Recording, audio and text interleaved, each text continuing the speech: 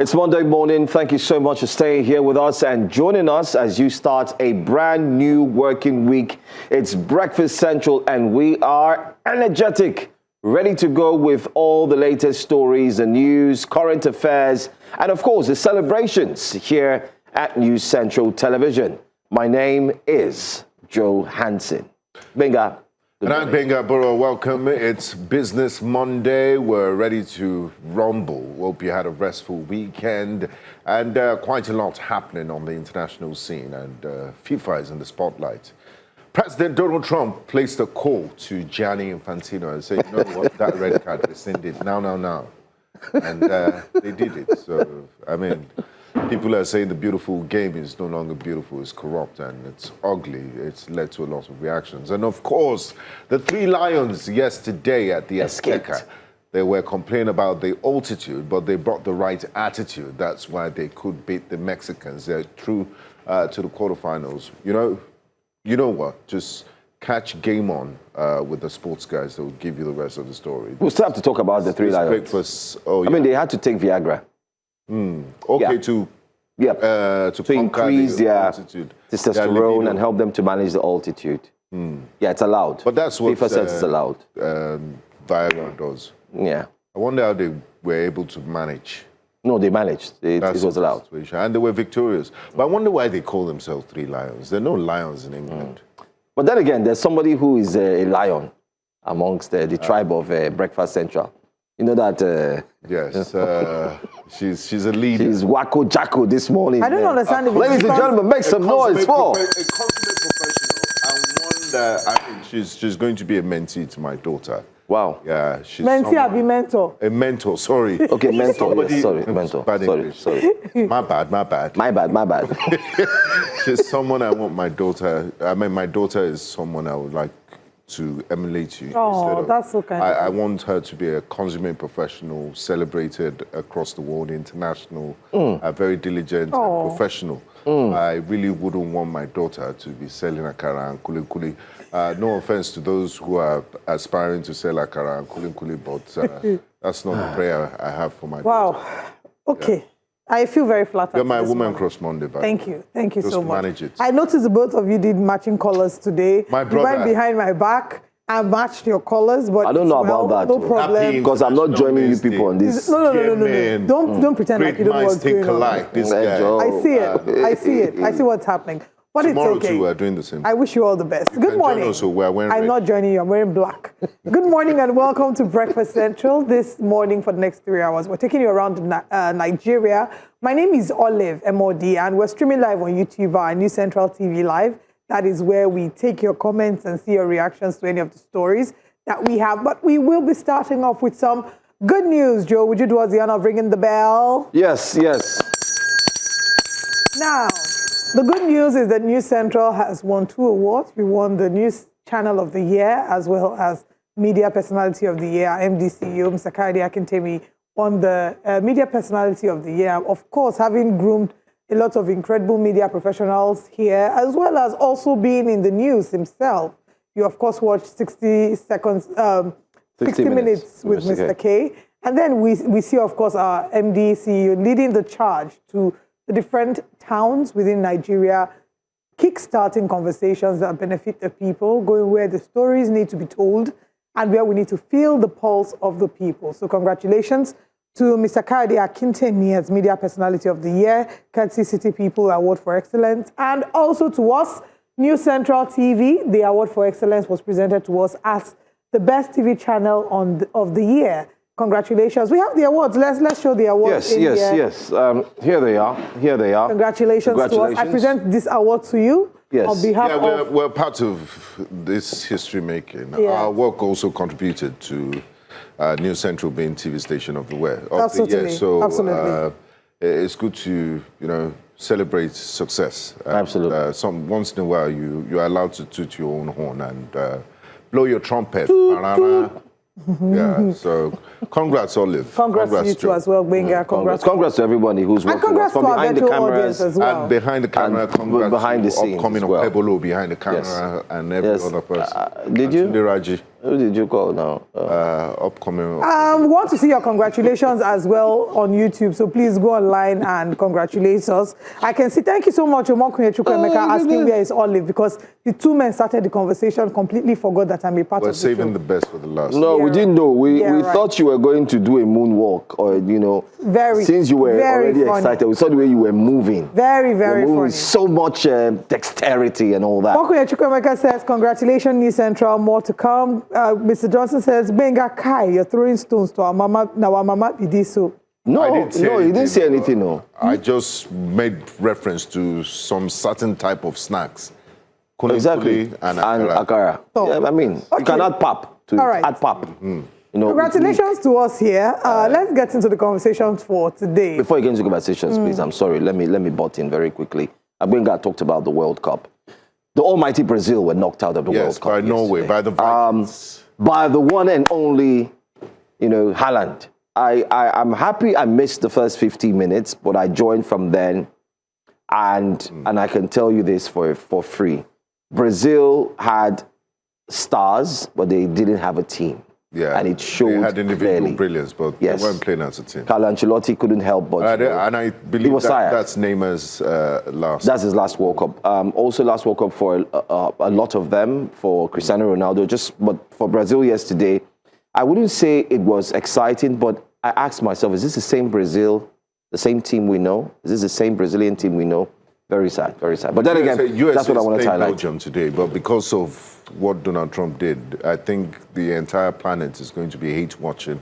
USA today. USA. We're all Belgians today. Well, is it going to be as bad as the hate watching South Africa? But this is global. This is on a global scale. It's brazen corruption. You give a player a red card. The president says, we're going to stop the World Cup because you don't give that player a red card. It's the United States. You're against the United States and so on. Yeah. All of a sudden, the FIFA comes around and says, oh, yeah, we're applying Article 27. Oh, we've looked at the videos. The moment we start to politicize football and step into it, it's supposed to be a game that should be enjoyed. It has its own rules. And once, parties that shouldn't be meddling start meddling, then we're starting to taint the beauty, the originality, the authenticity, and the sweetness of the game, and really messing it for people. And I would say that countries who do not want to play fair and square should make sure that they don't host the World Cup. Absolutely. God bless you. Anyway, let's tell you that the International Monetary Fund has triggered a storm after revealing that about 8.8 trillion naira, that's equivalent to 2% of Nigeria's GDP, was not reflected in recent budget documents. The IMF's observation suggested that certain public expenditures, particularly capital projects, were executed outside the official budget framework. Now, this revelation has fueled widespread debate, with opposition leaders like Atiku Abubakar describing it as the most consequential act of fiscal impunity in Nigeria's democratic history, especially Nigeria's recent democratic history, warning that such funds could be used to influence the 2027 elections. Reacting swiftly to the claims, Nigeria's Minister of Finance and Coordinating Minister of the Economy, Taiwo Oyedele, dismissed the claims as inaccurate and misleading. He stressed that the federal government does not operate a shadow budget and that all expenditures, including infrastructure projects, statutory transfers, and debt servicing, were duly captured in official fiscal reports. Oyedele clarified that the IMF did not allege fraud or missing funds, but rather recommended improvements in Nigeria's fiscal reporting to harmonize records across agencies. Civil society groups and citizens are demanding clarity over the development, raising concerns about transparency and accountability in government spending. Well, drama upon drama. 2%, the IMF says, cannot be accounted for. When the IMF spokesperson who was around made that statement, it kind of like sparked a fire. And then again, you had a long explanation coming from the presidency, breaking it down that cannot be true. The finance minister, too. The finance minister had to swing into action. While we're battling with this one, I'm just going to rest from this one. Maybe I'll leave this one to you guys. But I'm just going to say this. There is too much negative stories within the current administration in the past 5 days. We have not recovered from an agency that was claimed not to exist, even though all ramifications points towards a certain proof that, in short, the almighty proof, the almighty proof, even if you try to dwarf the other ones, the almighty proof is that that agency was included in the national budget. Signed by Mr. President. Signed. And the agency received some monies. We've not sorted that one out. Here comes another one, 8.8 trillion naira. And it makes you ask a question. Is the presidency going to, in quotes, let me not even mention the presidency because people from the presidential team are talking. They're saying, oh no, Taiwo Oyedele has spoken. But is the president just going to keep quiet? Or are we going to see the president come out and say, listen, let me address this once and for all. I'm going to mention this very quickly. There are three things we are expecting as journalists to happen this week. One, we're expecting that the president will address Nigerians on these issues. Why is it critical for a president to address the country when there seems to be negative stories, especially about misappropriation, money going left, right, and center? It's important because he is the one in charge. He needs to prove that, listen, I am aware of what is going on. Whether he has ministers or not, we're expecting that the president will step up and, of course, in his magnanimity, listen, Nigerians, this is what is happening. Let me assure you this. We've done this 1, 2, 3. It doesn't have to be a long speech, just a little address. It could even be with a few pressmen, but let the video go viral. Giving Nigerians clarity that, okay, the president has spoken. That means we can be rest assured that things will happen. Number two, we're expecting that any person speaking from the presidency now will be talking as a result of this is what has been done. We've looked into it. This is what is going to happen. And then thirdly, Nigerians are also expecting that an independent forensic approach will actually be applied to this Baja gate. With that said, I don't know about the 2%. This is a different one. I mean, like you rightly said, this government is facing multitude of multiple layers of negative news. One of the biggest and the most important for me, because every other thing is secondary, is the security of lives of Nigerians, because the Constitution says the primary responsibility of the government shall be the welfare and security of the citizens in the country. It's been more than 50 days. We still have multiple Nigerians kidnapped in different locations, and most especially those poor school kids that are exposed to the elements. It's rainy season. You can imagine what they're going through. Tropical rainy season in southern parts of Nigeria. You know how intense the rains have been. And these children are in the forest. All we hear is they're on top of it. It's been more than 50 days. They've not been rescued. We're still dealing with that one. And then the issue of unappropriated 8 trillion naira spent without budgetary approval. And it raises questions and eyebrows. For example, the mega legacy projects that have been awarded by Mr. President, there's not been any competitive bidding process. And then you wonder, why are all these contracts going to one particular company? And why is there no transparency? Why is there no bidding process? What is the budgetary allocation for some of these contracts? And these are some of the things that IMF is flagging. But in their usual form, the finance minister has come out to debunk it. He said, no, that it was an advisory piece. That IMF did not say there was issues of corruption or money was missing. Yes. And then the latest issue is the issue of grand corruption. I mean, it's almost like the federal government is trying to hypnotize Nigerians. And, you know, the fact that you release a statement doesn't mean we should take a hook, line, and sinker.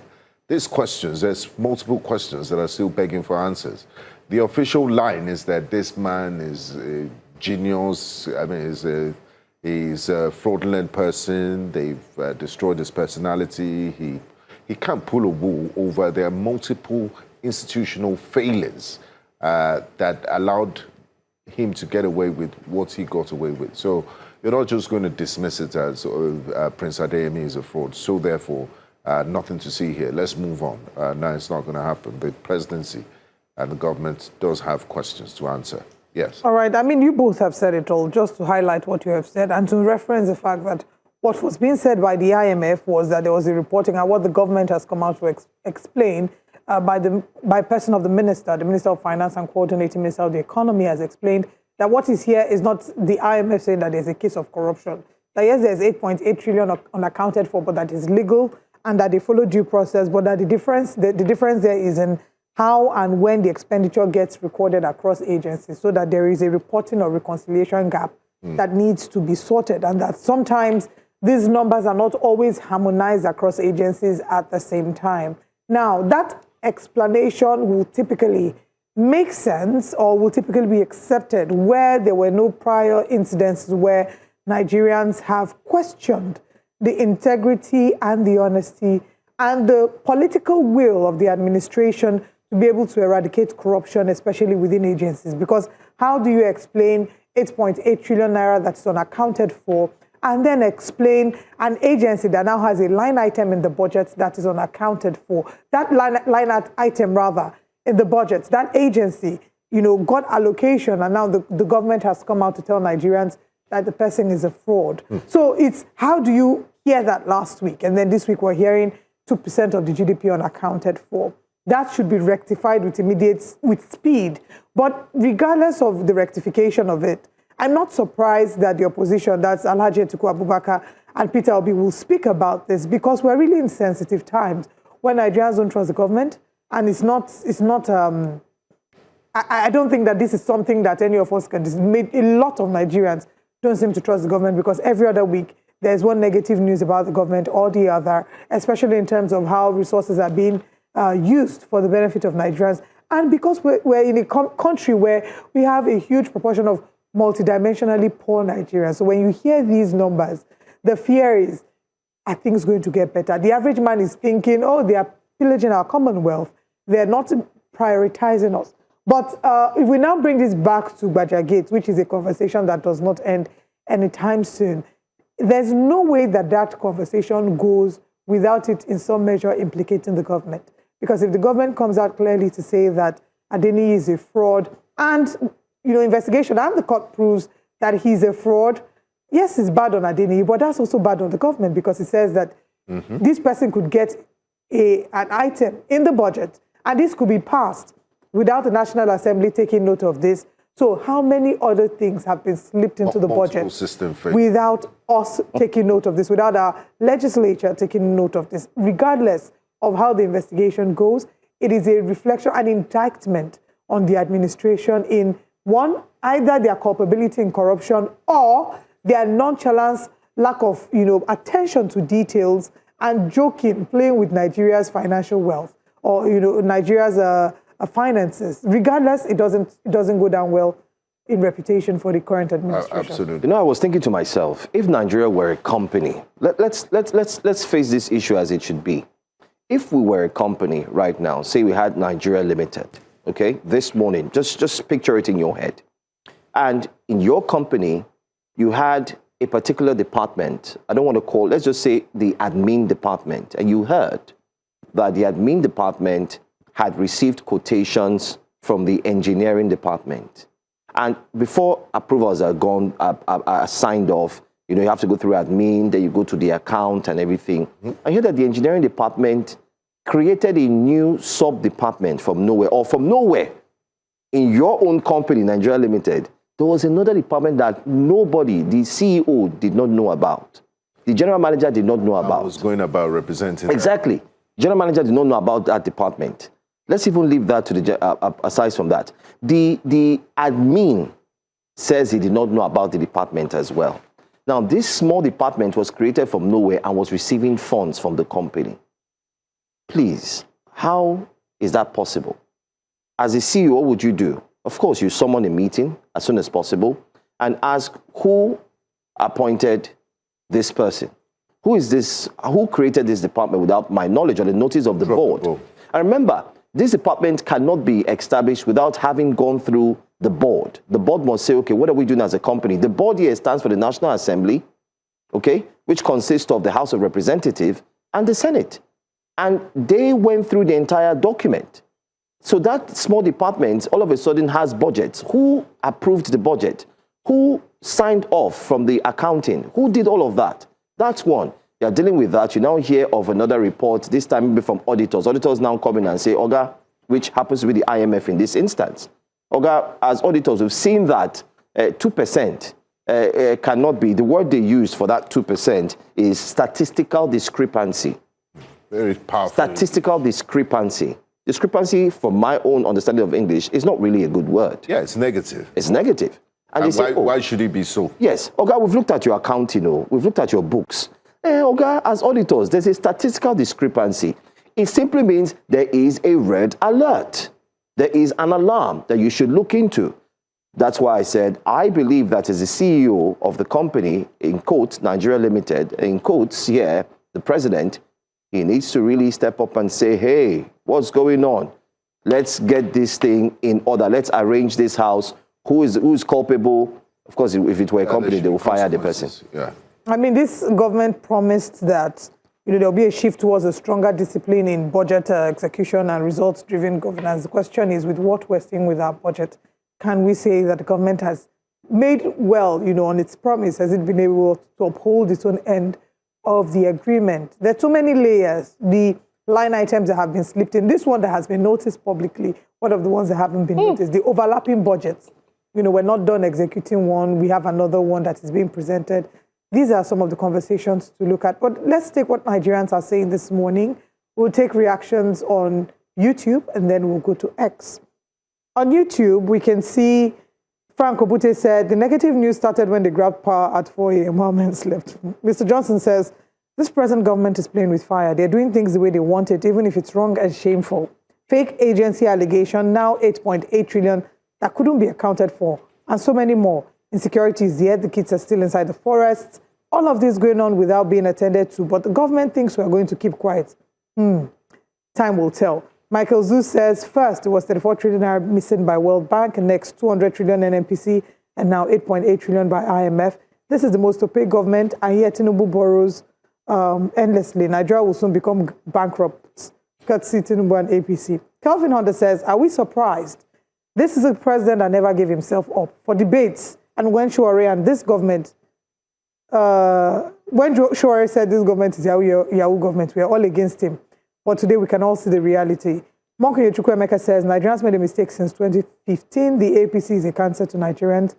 Annie Chinedu Brown says, Nigeria is finished under a gang of kleptomaniacs whose mission was to steal while having you bamboozled with propaganda of reforms of long-time benefits. Let them spell the narrative. I'm always looking forward to Annie Chinedu Brown's comment because there's a lot of English there.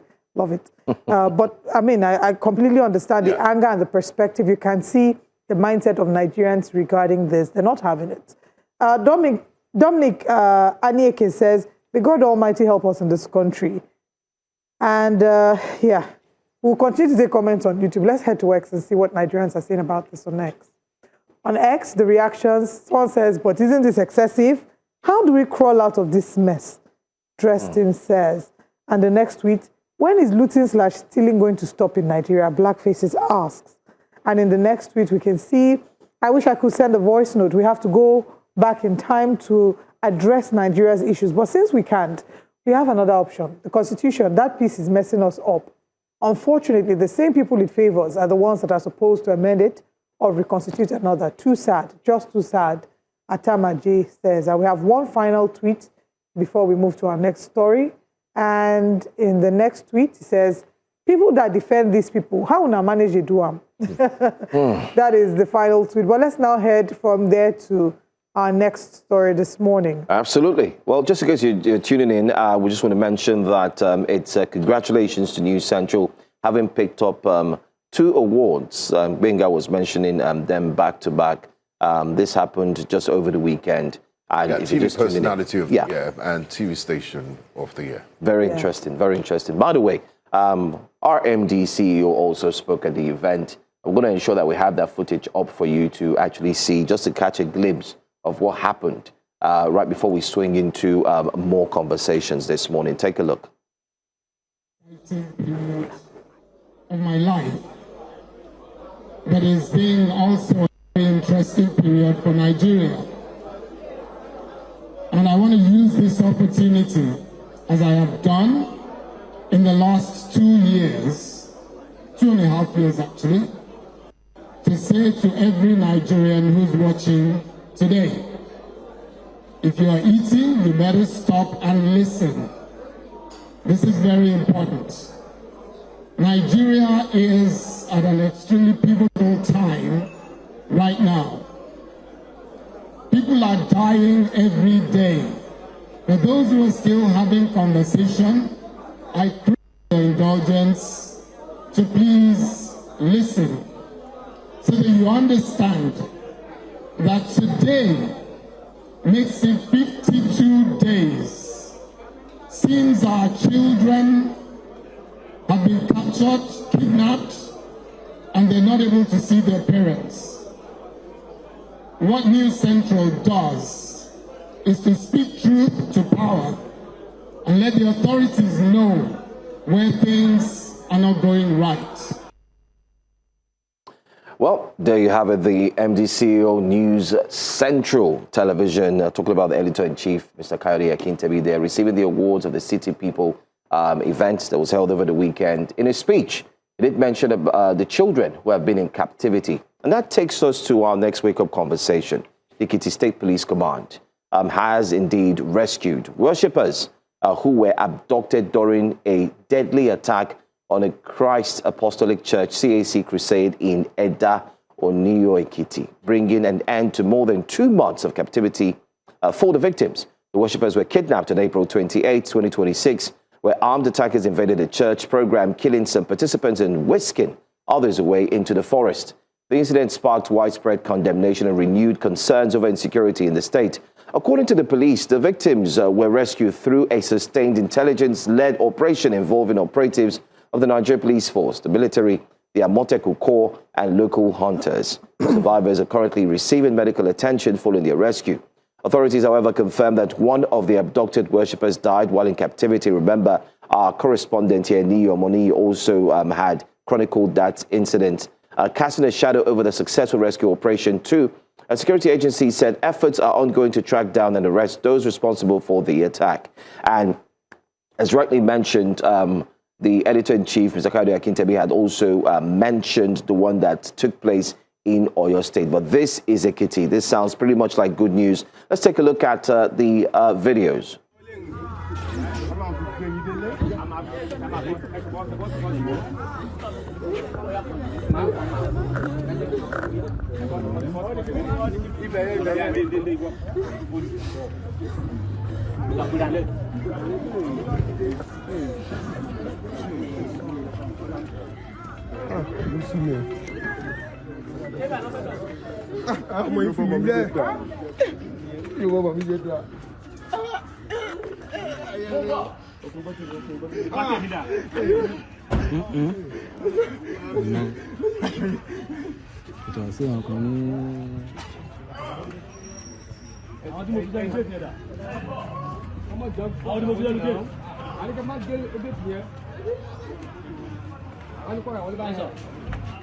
Okay, so I have a question. My question is first of all, no. My first reaction is, thank God.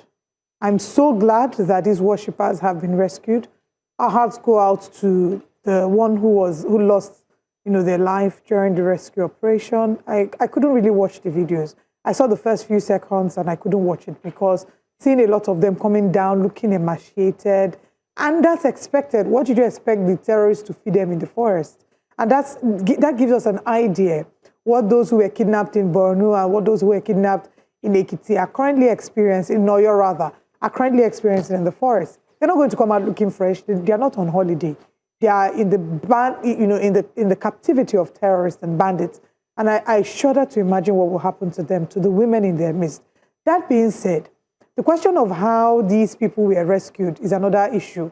Were they rescued or were they released? These are two different things. A rescue would imply that there was tactical operation, the military was able to recover them, and that would mean that some terrorists were killed in the process and some were arrested and maybe made to forcefully surrender their weapons. However, a release would imply that there was some form of negotiation. So what is the true position in this situation? Was the government able to do this? Was it because we've had a couple reports regarding how, there are different stories or different sides regarding how they were released. And I think that that's an important conversation to have first. How were they released? How were they rescued? The government put in the effort, the military personnel put in the effort. It would be great to see the terrorists that were neutralized in the process.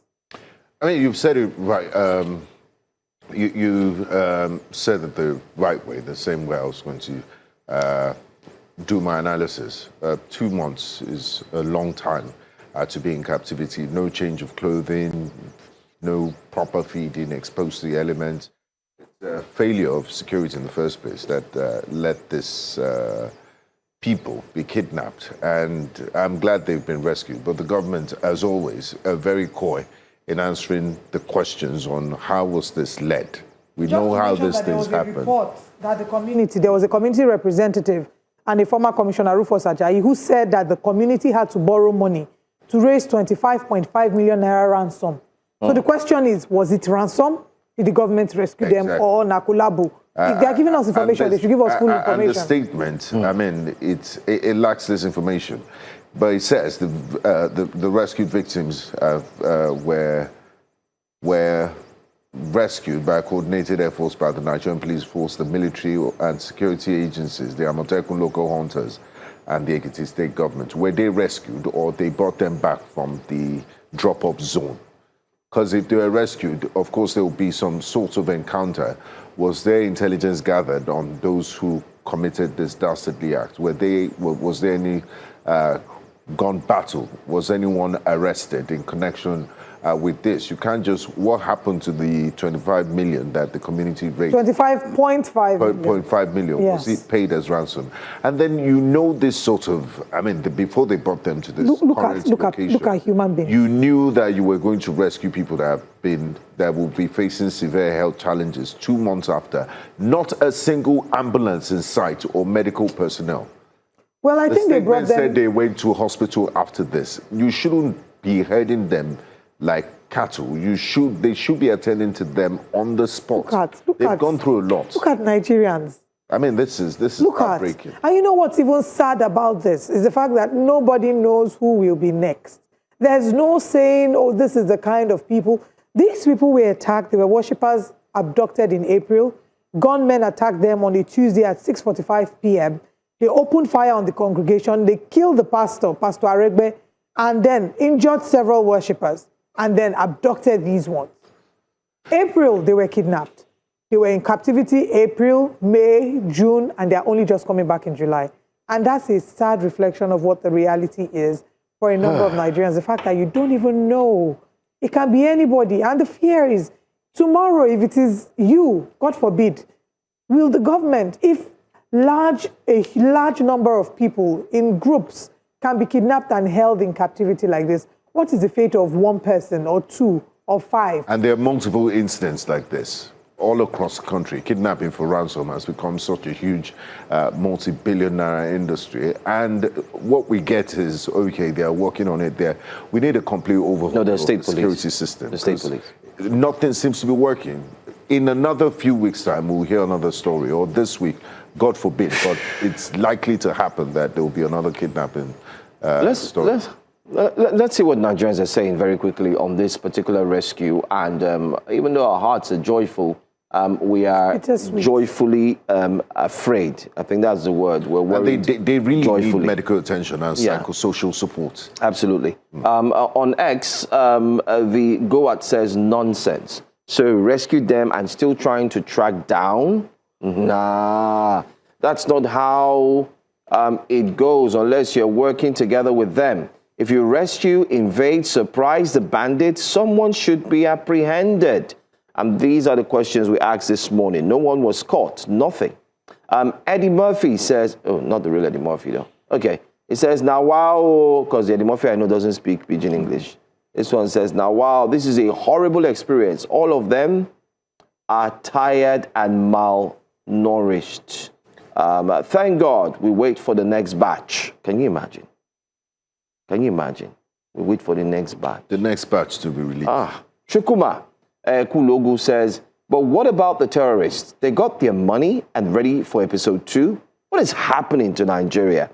That's the question everyone is asking. And I'm sure you're asking the same question too, because if you wonder how the rescue mission was carried out, if monies were indeed shared or were paid, and better still, the statement that was released says none of the kidnappers was apprehended or indeed caught for further investigations. We'll wait. We'll just wait and continue to keep our fingers crossed. But that's what we have for you on Wake Up Conversations this morning. Let's bring to you what our headlines are on a Monday morning here on News Central. Monday morning, Budget controversy continues. Presidency tasked DSS, EFCC to unmask alleged internal collaborators. The same EFCC that, anyway, let's move on. We'll also look at youth engagement in voter registration. That's a conversation to have. It's countdown to close of PVC collections and registration. APC faces backlash over alleged substitution of candidates on controversial lists. And we'll look at entrepreneurship and innovation, analyzing prosperous side hustles. What is your side hustle this time?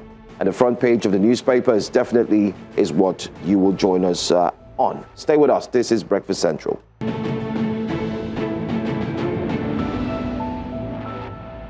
The presidency has called on the Department of State Services, DSS, the Economic and Financial Crimes Commission, EFCC, and the Nigerian Police Force to investigate and expose alleged internal collaborators linked to the purported Presidential Foreign Intervention Promotion Council, PFIPC scandal.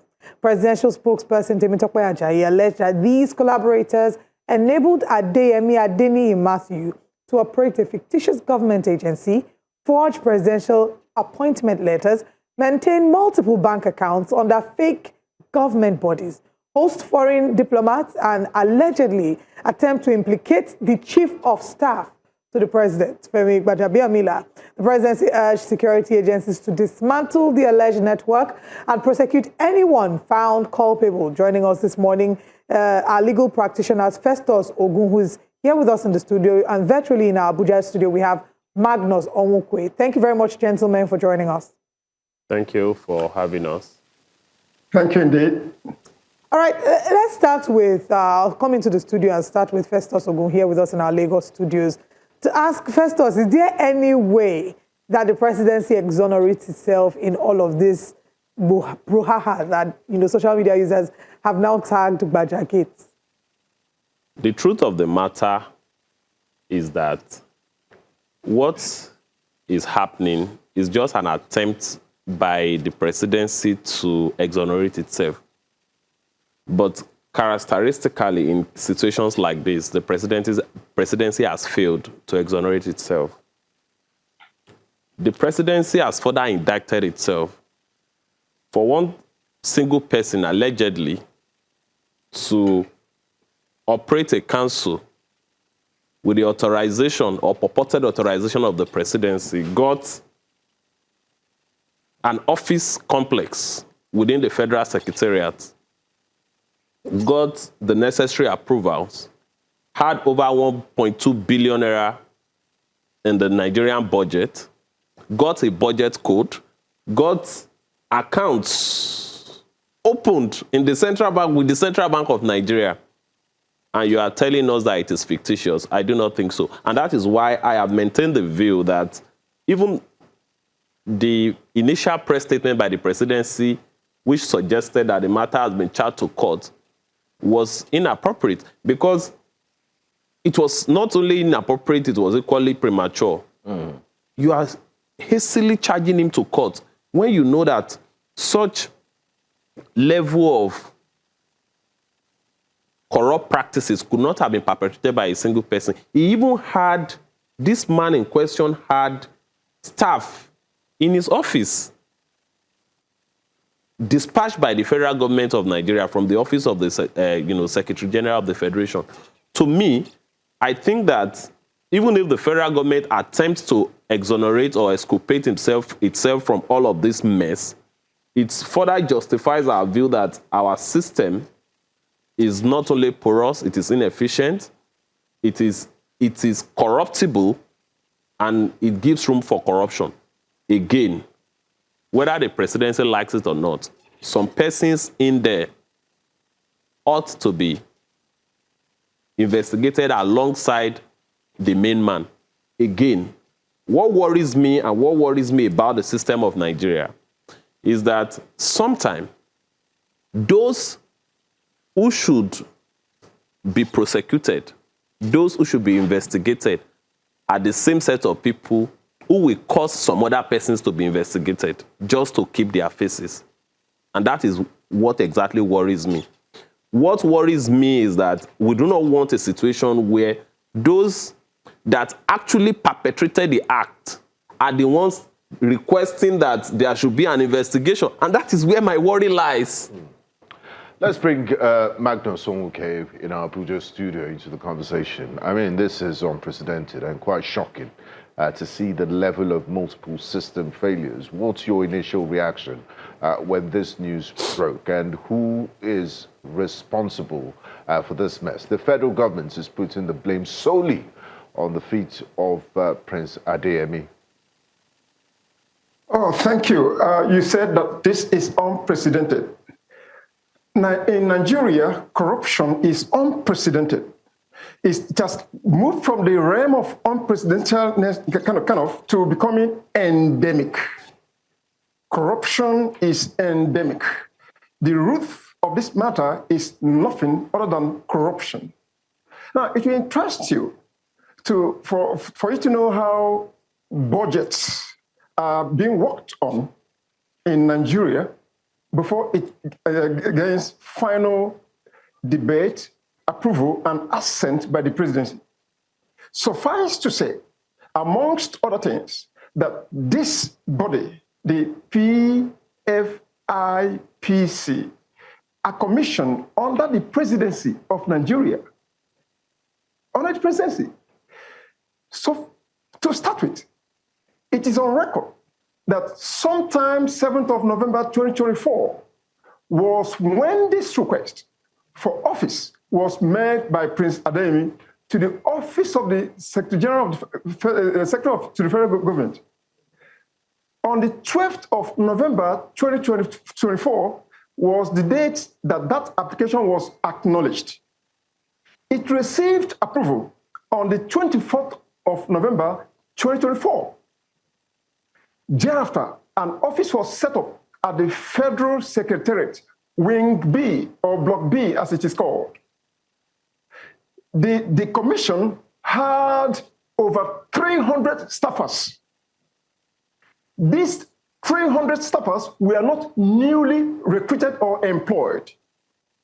Majority of these 300 staffers were on secondment from different ministries from Federal Civil Service strata. For this to take place, there were layers and layers and layers of approvals. It is inconceivable that during these layers of approval, it was not discovered that this body, this commission, is fake in quotes. By the way, legally speaking, before one pronounces anything to be fake, there must be original. So for you to say it is fake, where is the original? You see, I'm being restrained to mind my commentary on this because the matter is already lis pendens. It is pending in court. Again, that brings to mind the hasty with which the matter is being arraigned in court or filed in court. Several scores of persons, offices, persons in high places are all involved in this matter. To my mind, the hastiness with which this matter is being filed in court is to gag up investigation, is to seal certain persons from commenting.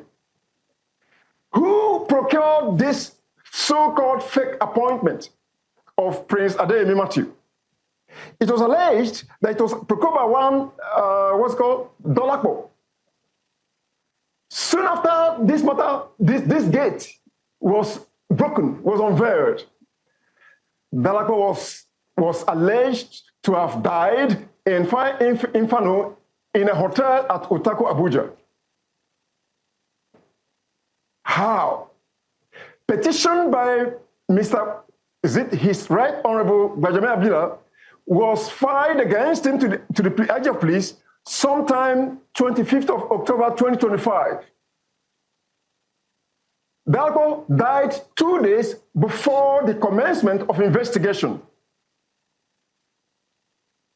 If we begin to piece all this together, it will lead us to one incontrovertible conclusion: that persons are working in tandem, if you like, in a cartel to forestall, to conceal, to breach, to steal, to start investigation.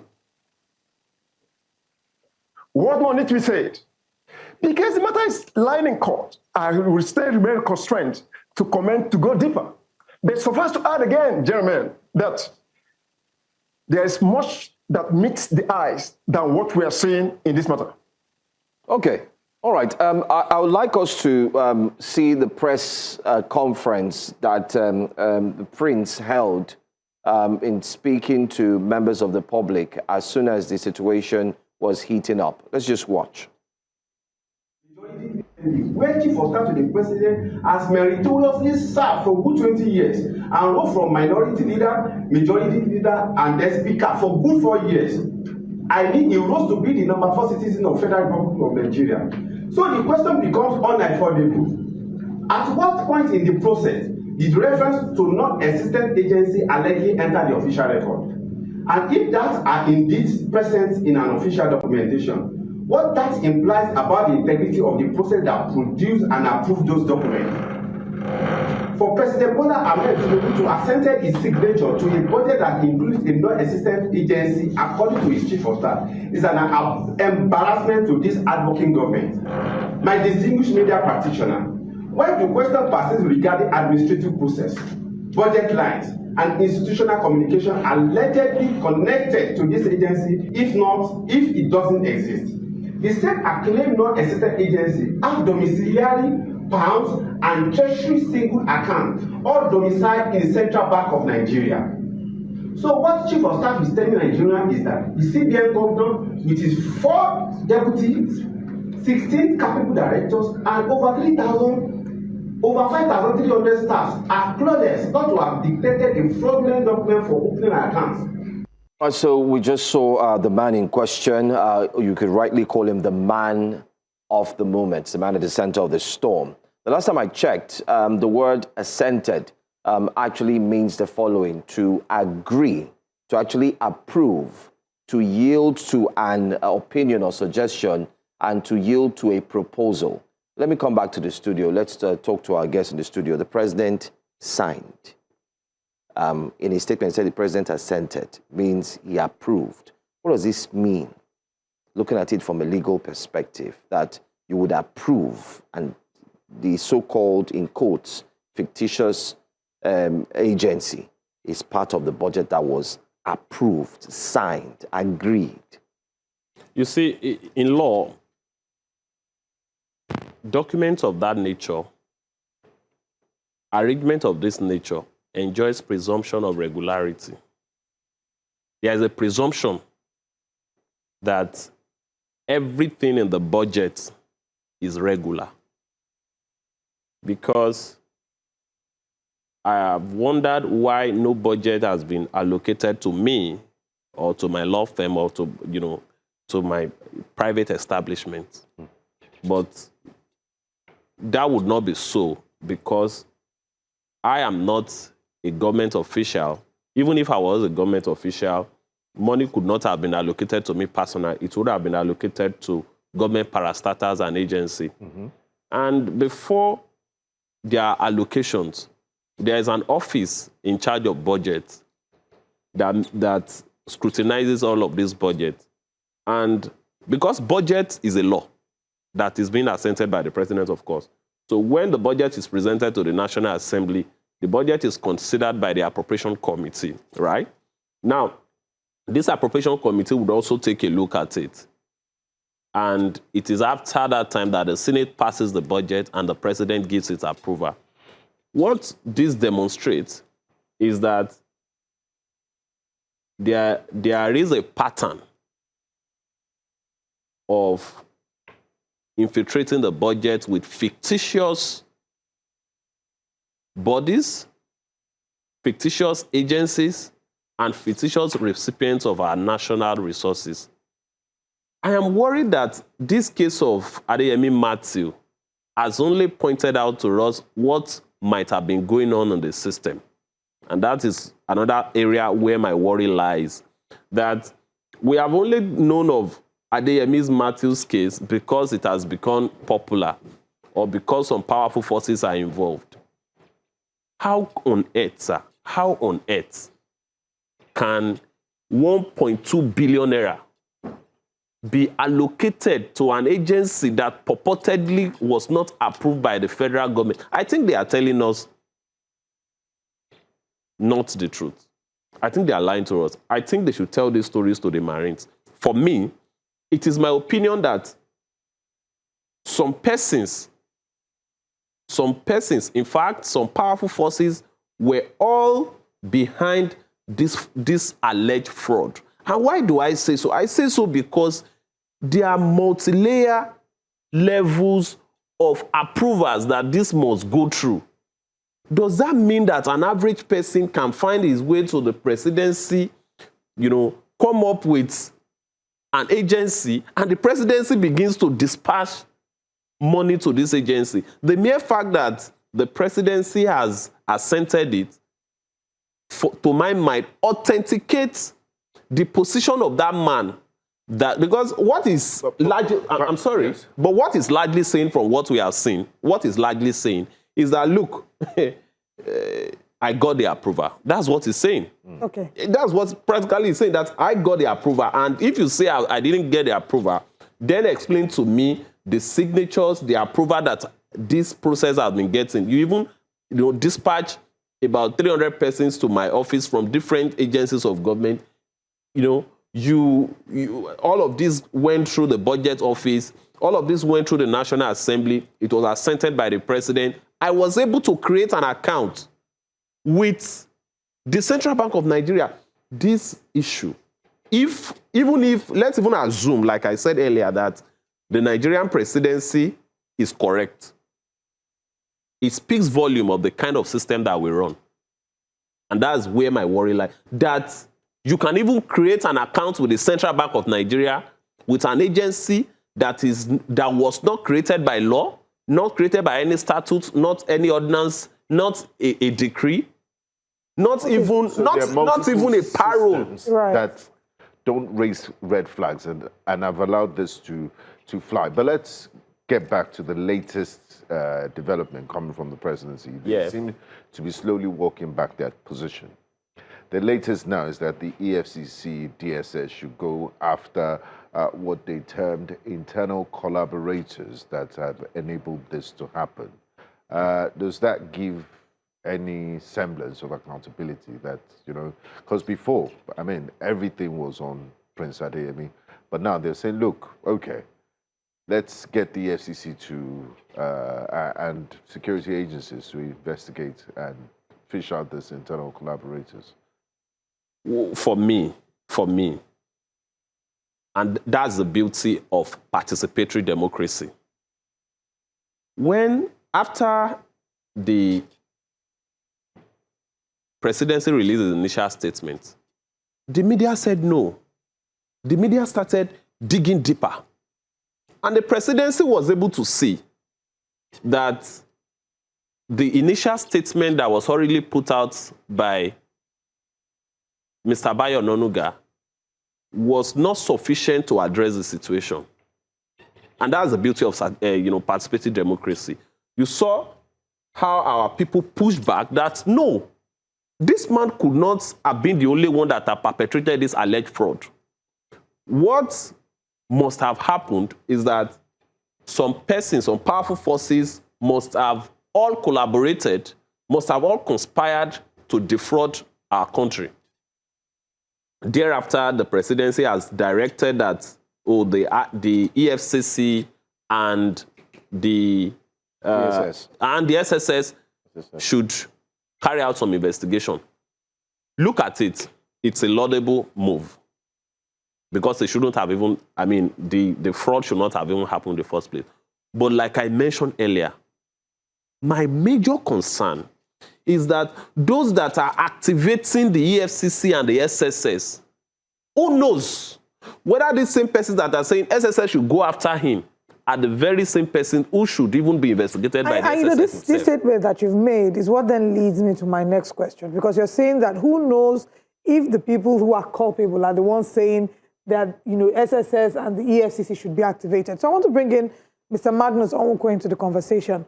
From your perspective, what will a credible credible, independent investigation look like in this case? Bear in mind that there are those who are calling for Gbajabiamila to step down, but the argument would be that the presumption of innocence still protects him, as we do not yet know for sure. The court has not yet determined anyone's guilt. So yes, there's a presumption of innocence. So first of all, is there a legal basis for those calling for him to step aside? And what will credible, independent investigation look like? Permit me for 1 minute to speak to, make a reaction to one of the things my learned friend Festus Ogun said. There is nothing to presume in this matter. The budget as ascribed to this commission was ordinarily executive proposal. It is a commission under the presidency, and it finds its way into the budget of 2026 from last year. Then the word assent is, legally speaking, is a final seal on a document or on an issue. Assent means final sealing. There is nothing to presume about it. It must go through the rigors of its production, and it must be verified by the final approval person before he or she puts his or her seal or signet on it. So assent means signet, final authority, approval. So whensoever seal is placed on a document, it is seen, not presumed, and if anything to be presumed, it is an irrebuttable presumption, uncontestable. So budget is law, as my friend did say. In law, nothing is presumed. It is either it is yes or it is no. We don't presume in law. Law does not border in conjectures or presumptions. Laws are settled. So this budget is settled. It passed through the rigors of its passage at the National Assembly, enjoying the participation of the Senate of the Assembly Joint Committee on both House of Reps and Senate Committee on Budget, on Finance, and other concomitant committees that associate with budget approval. So there's nothing called presumption in this circumstance. As I said before, whenever you say that something is fake, you must produce the original. Furthermore, my learned friend did say fraud. No! It cannot be called fraud until the court pronounces same. As I earlier observed, this centered on Nigeria's usual corruption. Now, coming to the question you asked, you see, let me say this before I proceed. Sometime in October 2025, the office of the SGF invited Prince Adeyemi as part of the federal government delegation to Canada for a fintech summit, duly signed by the office of the SGF. By the way, the permanent secretary in the office of the SGF, one Mr. Nnamdi Morris Mberi, was the person whose name appeared on Adeyemi's appointment letter. Have we not touched on that? Can Mr. Gbajabiamila claim total ignorance of his existence? By the way, the office of the desk of Gbajabiamila is the clearance desk as the chief of staff to the presidency over all matters that goes in and comes out of the president's office. How can these men begin to tell us or feign ignorance of the existence of this commission? How can they?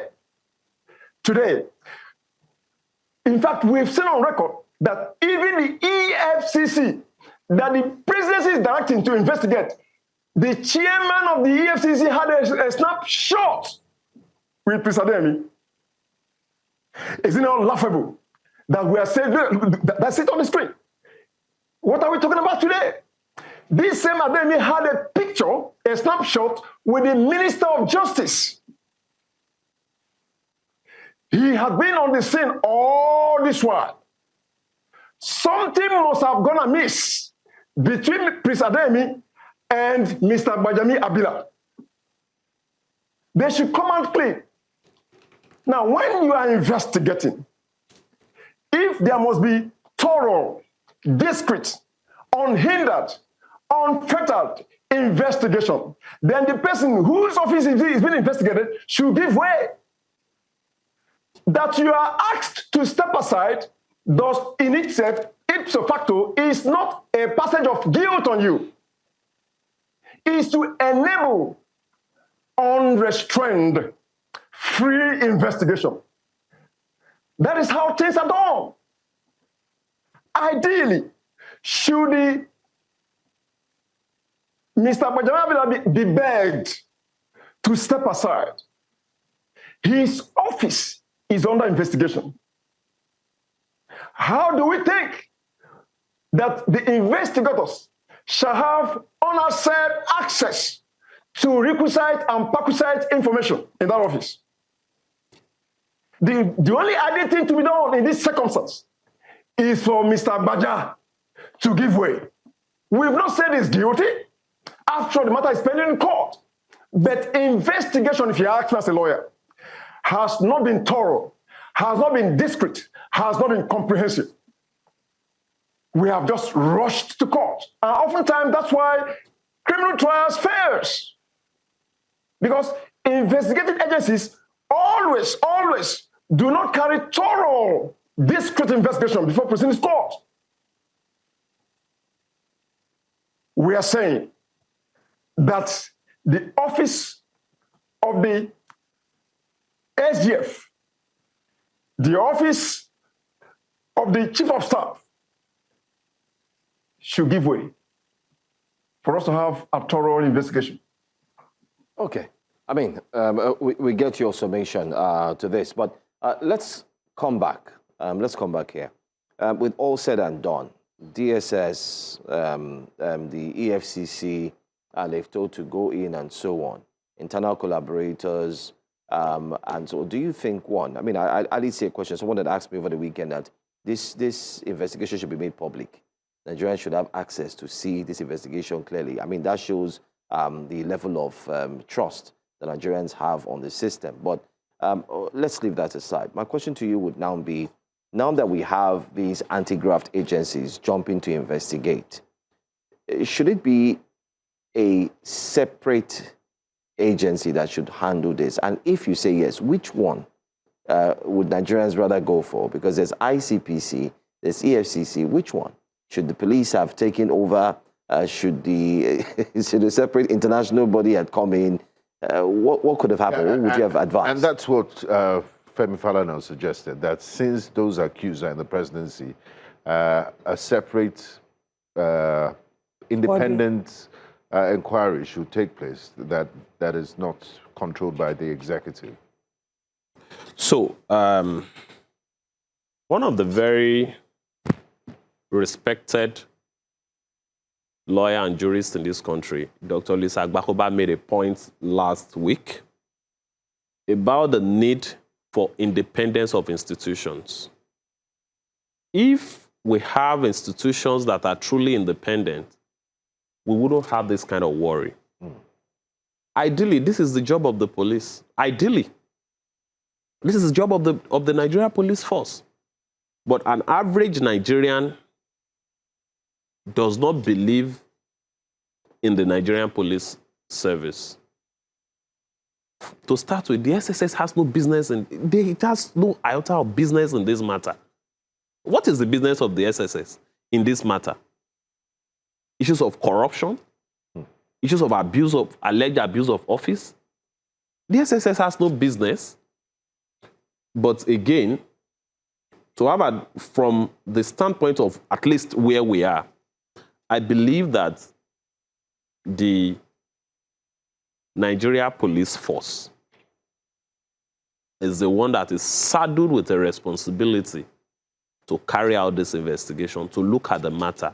Whether they are competent to do so is another case entirely. And that is why the SSS bothers itself with matters or is burdened with matters that ordinarily does not concern it. I'm saying that, yes, there may be a push. Some people may have pushed for, an independent panel. But for how long are we going to be having independent panel for issues of this nature? Because you would also see another dynamics of other matters that comes in this manner. We would say that, we should set up an independent institution. I do not think so. I believe that the appropriate body to carry out this investigation is the Nigeria Police Force. And when they carry out the investigation, I believe they should be thorough. I believe the investigation should not be shrouded in secrecy, and the report of the investigation should be made public even before the matter is charged to court. But the challenge is whether the police will be willing to truly do their job. I've consistently held the view that the Nigeria Police Force, as bad as people may think it is, the Nigeria Police Force works selectively. If the Nigeria Police Force decides to work, you'll see true investigation. But because of the fear of persecution, because the Nigeria Police Force will only look at the body language of the authorities, of the presidency before they act, they look at the body language of powerful people, they look at the body language of the elite, people do not have trust in their system. But generally speaking and ideally speaking, who should carry out that investigation? It's not the SSS, it's not even the EFCC. It is the Nigeria Police Force. And I think that the Nigeria Police Force should carry out that investigation. And they should do so without fear or favor. Okay. So as we are wrapping up the conversation now, let's talk about expectations. What the next step should be. I'll go to Mr. Magnus Onwukwe. We've seen the presidency, they took an initial stand. They are of the view that Mr. Matthew Adeyemi is a fraud and that, he's trying to set up Mila. What do you think should be the immediate next steps by the presidency going forward? Going forward, we cannot get at anything if we fail to convoke a true investigating commission. My friend did say that he believed in the strength of the Nigerian police. I agree with him completely. I also agree with him that they work selectively. Now, that is the palaver, that's the qualms. They look at the body language of those that instruct them, that engage them, or those at top of the hierarchy of leadership of Nigeria. Now, that being the case, do we still think we can get true revelation and or investigation through the Nigerian police? The answer is no. Whereas I concede indeed that Nigeria is a sovereign state and should protect her sovereign integrity. Therefore, I will be compelled not to call for foreign investigation on this matter. But can one investigate himself and give a damning verdict? The answer is no. Federal government, because this matter borders on the presidency, Secretary to the Federal Government of Nigeria, and Chief of Staff to the President. These are the offices, the highest two offices in the land that is being called to question. So can her police force truly give us a revelation of what happened? To this extent, therefore, moving forward, it will be my candidate's position that, Nigeria Police Force, in working in concomitant with some select persons from the NUJ, NBA, and some other bodies, even ICPC, so that A will watch B, B will watch C. The NUJ, NBA will be a watch over the police in this investigation. Worst still is that the persons occupying these offices are still tight-seated on those seats. They should step aside for the time being. It is not a verdict of guilt on their persons. They should step aside so that there will be free flow of information. I watched on AI, one of the televisions when they visited the PFIC office at Wing B at the Federal Secretariat Abuja. And they were asking questions from staffers of ministries. They were unwilling to profile or offer information because of that. So it is all about that.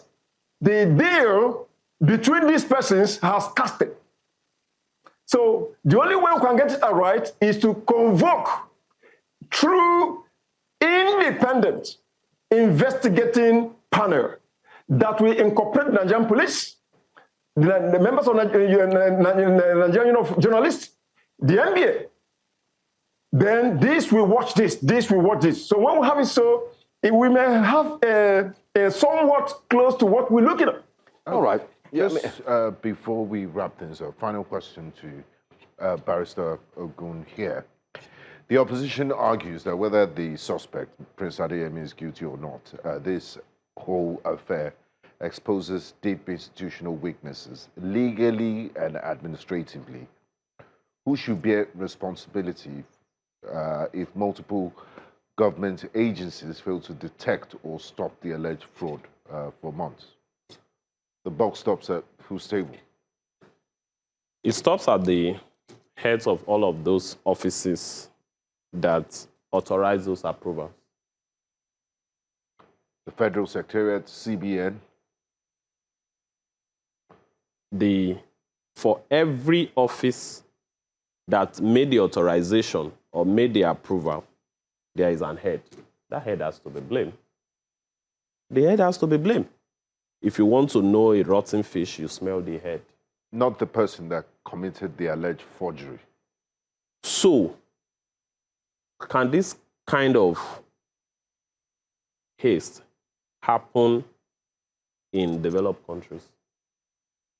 We are talking about an alleged agency that purportedly does not exist. No, because I asked this question because if I take a counterfeit note and use it to purchase something in the supermarket, you won't blame the owner of the supermarket. I was the one that committed the... I don't agree with you. If you take a counterfeit note to a bank and the bank receives it, that means that bank is not an efficient and well-run bank. The bank should know that this note is counterfeit. It's not genuine, it's fake. So if you take forged documents to the Central Bank of Nigeria to open an account as one of the councils, created by the federal government, what is expected of the Central Bank of Nigeria? It is to ensure that they carry out due diligence. So that means that we are in a system where everything goes, and that should worry us as Nigerians. If that can happen at the highest office in the presidency, if that can happen for months, over a year, since 2024. Since 2024, that should worry an average Nigerian about the level of corruption, about how government is run, about the kind of system that we operate, and about how efficient our systems are. That should worry us. So I would not say that, I have Prince Adeyemi to blame alone. I would say that a system enabled it, and that system needs urgent reform. And is the opposition handling it well enough? Or do you expect more fire? Maybe I should ask Abuja studio guest. How do you perceive how the opposition is handling it?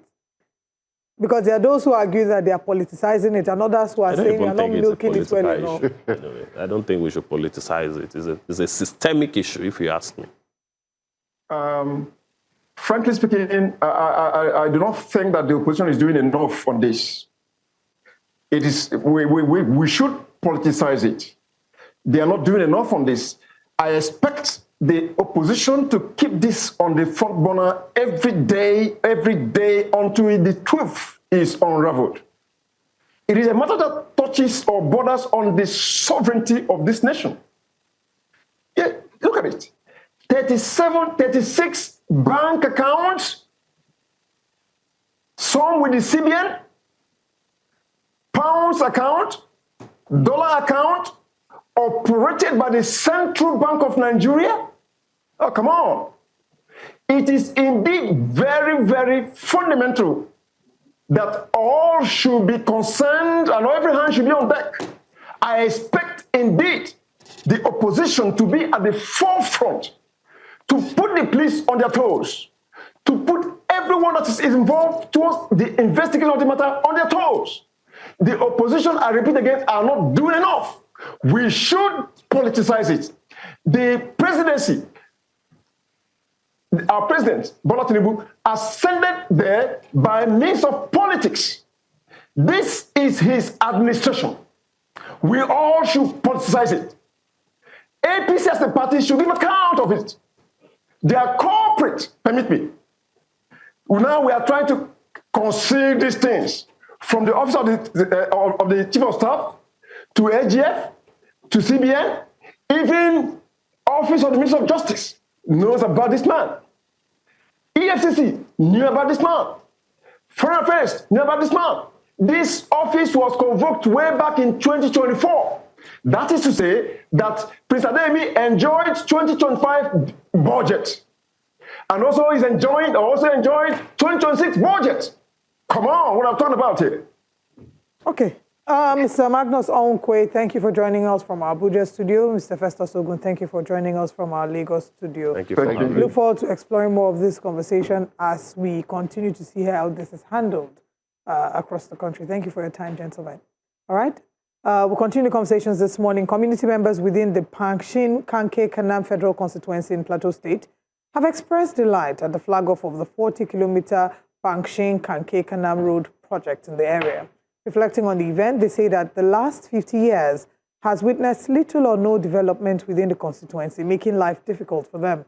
They expressed optimism that the ongoing road project in the community will attract development and improve their livelihoods. News Central's Chizoba Anyonwe tells us more in this report. In the past, if people are sick, taking them even to Kabir, which is the nearby route, is very difficult. We have a lot of crops here, like tomatoes, we have yam, millet, beans, but how to bring those things out is a problem. Many of them say that the recently flagged off second phase construction of the Babanlamba Sharam Road project, which spans 40 kilometers, will change their lives for the better when completed. Construction of this road will help us transport their farm products down to the urban centers and also to the market. So awarding this road is a very big thing, and we appreciate the federal government for doing this great job. With the construction of this road now, we are going to, we have less of these security challenges now, because the security can now go anywhere now to fish them out. It is on this premise that President Bola Tinubu, who was represented by the national chairman of the APC, Nentawe Yowada, during the flag-off ceremony, assured that the project will transform their lives, governance of the state, and the nation's economy. This was also reiterated by the state governor, Caleb Mutfwang. This is not a main work. This is a connection. This will divide businesses. This will connect people. This will connect families. This will connect farmlands. This will connect communities. This will bridge securities. This is not just road alone. This is actually building businesses across communities. This road is not just a road. It's an opening of opportunity. It's an opportunity for networking. It is a transit route to greater possibilities. Therefore, we want to thank Mr. President for giving us this road. While the residents of Plateau State requested for an additional 400-kilometer road through the northeastern part of the country, the Minister of Works, David Umahi, assured that this will soon be a reality once approved by the President.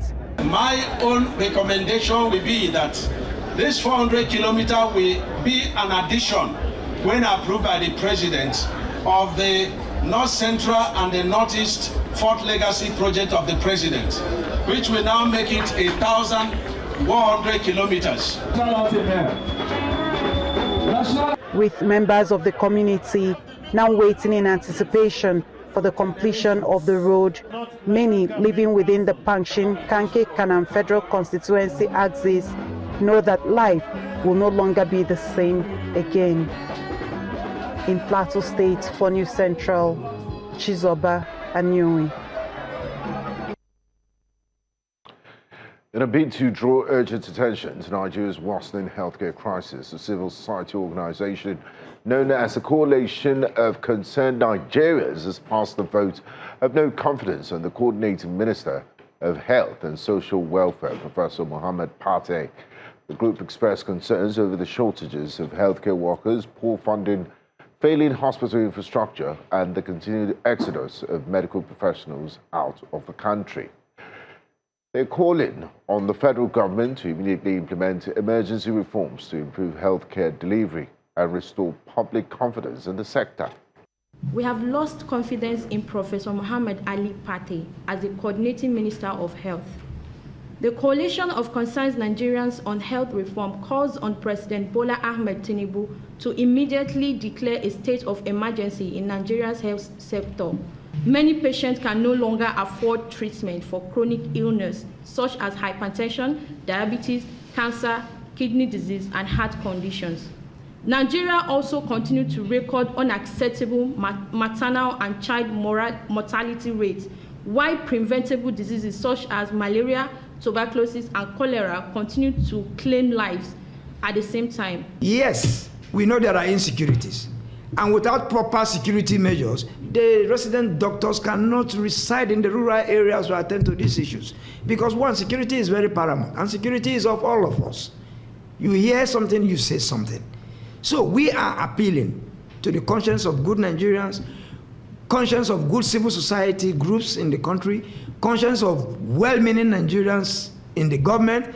To be very precise, the reasons why we said we are passing vote of no confidence of the minister is he is less concerned about these issues. You can't imagine in a country where you have over 200 million people and you have only 55 licensed doctors in this country, how many would they take care of? And these are things that the government and the minister are supposed to be doing something about, but today they're actually not doing something about these things. And you can look at it, there is incessant doctors going for strike and the rest. And so many of our doctors and nurses are leaving this country. Why? They are jackpotting this is a brain drain system in our sector, which is very, very poor. You're watching Breakfast Central. We'll go on a quick break, and when we return, we'll still have so much to unpack on today's show. Do stay with us. We'll be right back.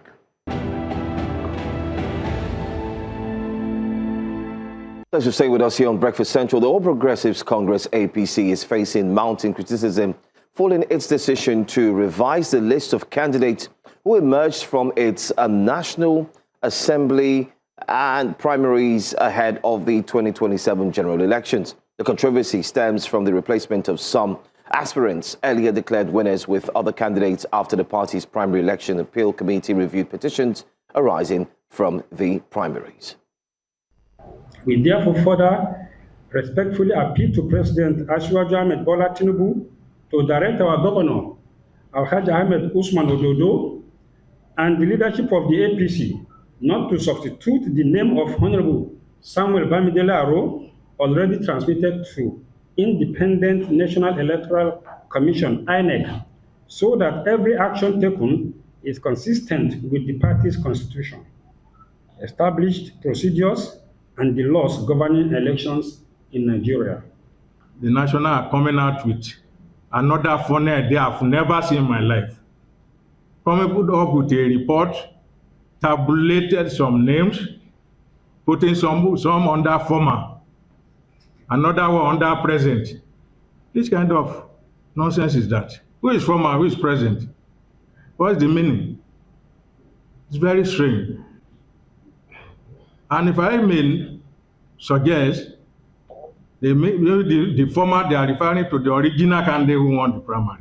We don't know the reason that our candidate has been subchanged with someone that lost in the elections. So our appeal is to the Mr. President that he should kindly restore our mandate back.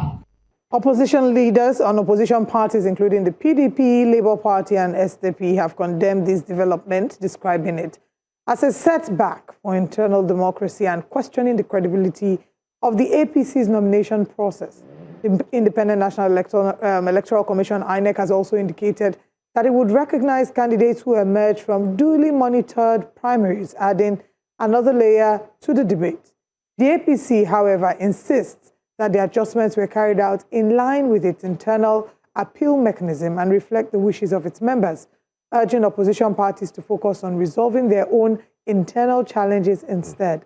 This morning, joining us from our Abuja studio to discuss more on this matter is a member of the APC, Dominic Alancha, and we also have the Director General, the Bridge for Renewed Hope, Roland Odi. Gentlemen, thank you very much for joining us. Thank you. Thank you for having me. Thank you for having me. All right, Mr. Odi, the APC says the revised list followed recommendations from its primary election appeal committee. Can you maybe tell us what may have informed these changes? Good morning, Nigerians. Whatever is happening here in APC is an internal affair. It's not a business of any political party outside our political party. We have the mechanism of resolving issues. You think you are aggrieved, you have the appeal panel, go to the appeal panel, solve your issues with them. They transfer, from there they transfer you to the NWC, who have the final say on the list.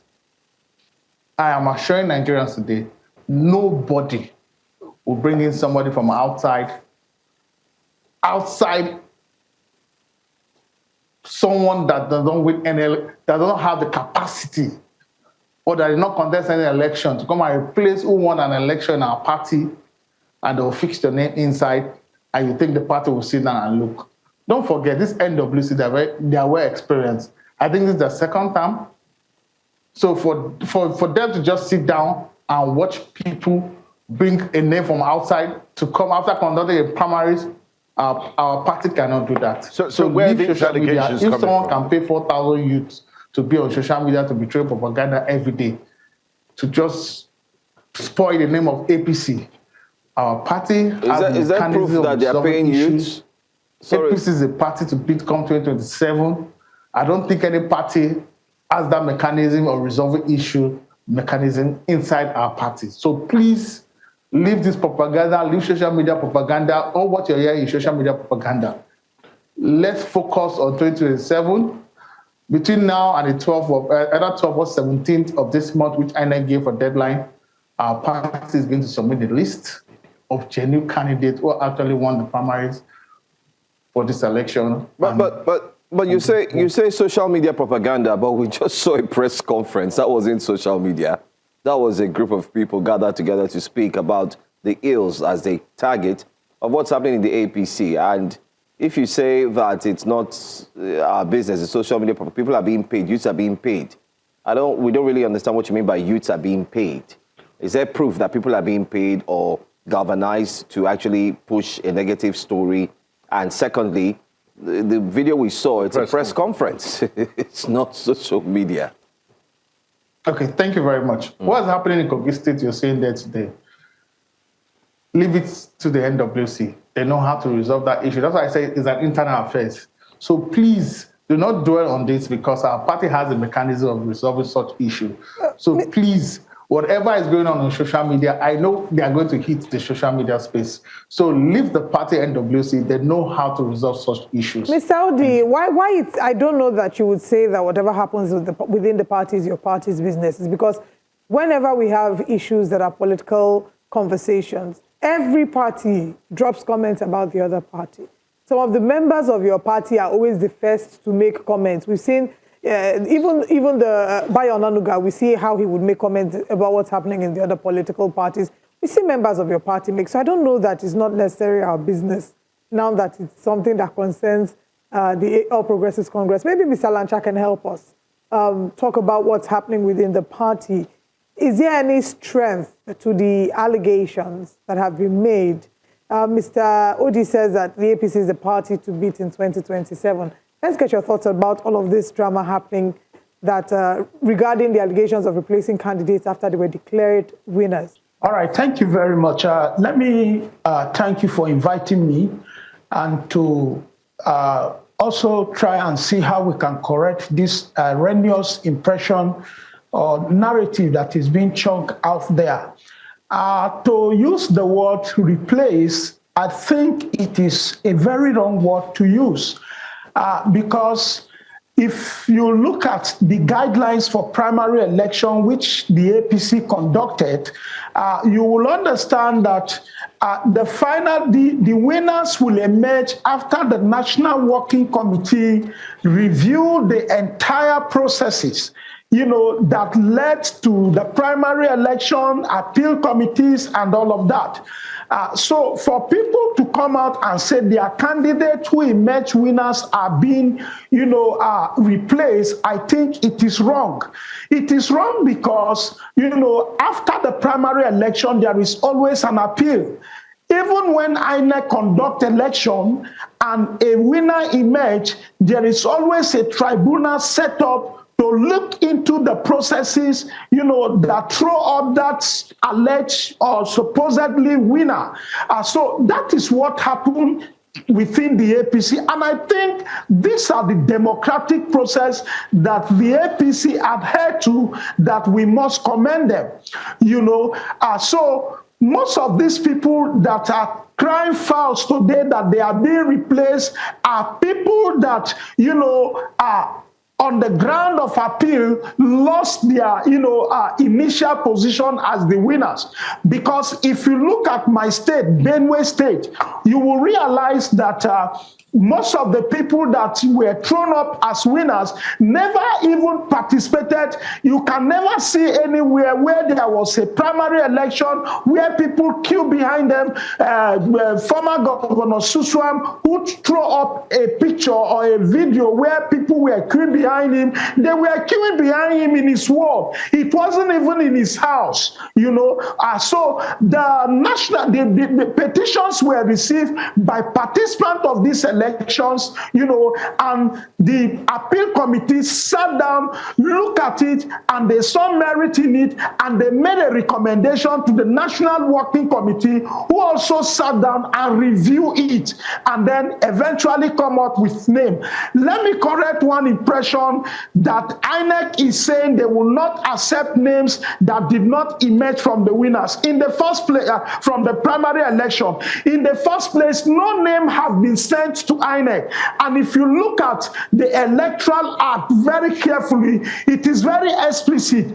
You only replace names, when you have submitted to INEC, and then INEC uploaded it, and maybe in the case of death, in the case of voluntary withdrawal, you withdraw such kind of names. That is when INEC can come up and make statement that the names that have been submitted to us, if it's not the issue of death or a voluntary withdrawal, you cannot replace it. But in this case, there is no name that have been submitted to INEC by any political party that have conducted its primaries. They have just given them the code to upload these names. And it was after the code were received that some of these names were coming up and some of the report of the appeal. And in our party, the All Progressive Congress, they make it very clear that nobody should declare anybody winner at the primary election ground until the National Committee review it. It is the responsibility of the National Committee to announce who the winner is, and that is what they have just done. And like my brother rightly said, it's an internal, process. It's an internal affairs of the political party to determine who, emerge as the rightful winner of that party, haven't reviewed the appeals that have come in, that the party have received. So I think what we have done is very democratic, and we have handled these issues in a very democratic way, and members are satisfied. Majority of the members are satisfied. If you go to Benue today, people are jubilating because the right candidate that's supposed to have won this, election, has been given their mandate and their rightful, place as the winners of the primary election in Benue State. Okay, I'd like to stay with you for a second, Mr. Alan Chap. Critics of your party have also said that, that there's issues of godfatherism in your party, that sometimes these godfathers have their preferred candidates and that they want to see emerge in some of these primaries. How much does the APC adhere to the principles of internal democracy? The APC, adhere to the principles of internal democracy, and that is why we are seeing, the National Committee coming up with their position on the appeals. Appeal is part of the internal party democracy that, this party has adhered to. And let me say this, you see, if you are conversant with what happened within the APC, some of the governors, because Mr. President, in his magnanimity, has, directed that they should supervise, they should oversee the conduct of the primaries. Some of them thought that it is an opportunity for them to do a selection. Like in Benue State, my governor, Governor Alia, went and were writing, names and results of people, who even, didn't even come out, the party member, they don't even know them. They never reached out to anybody. And then petitions were received. So the issue of godfatherism is not at play within this party. What I can see that is at play is that the people have been, have expressed, their democratic right by queuing behind somebody they feel can, deliver on the mandate they are giving to them. And that is what is happening. So, but people who have lost out will come out with all sorts of allegations. It's about godfatherism, it's about selling out tickets, blah, blah, blah, and all whatnot. But I can tell you that the All Progressive Congress, APC, is adhering to democratic principles, and this again is strengthening our party. But going beyond that, the party has come out to say that they are going to set up reconciliation committee to bring all their aggrieved members together on a round table and discuss and agree so that going into the 2027 election, we will go there with one mind, we will go there as a united party, we will go there, with an intention to deliver on the mandate that has been, given to our people, the National Working Committee have reviewed and given them their rightful place. Okay, Mr. Roland Odi, let me come to you very quickly. Forms were purchased. Well, these forms were not cheap. They're very expensive.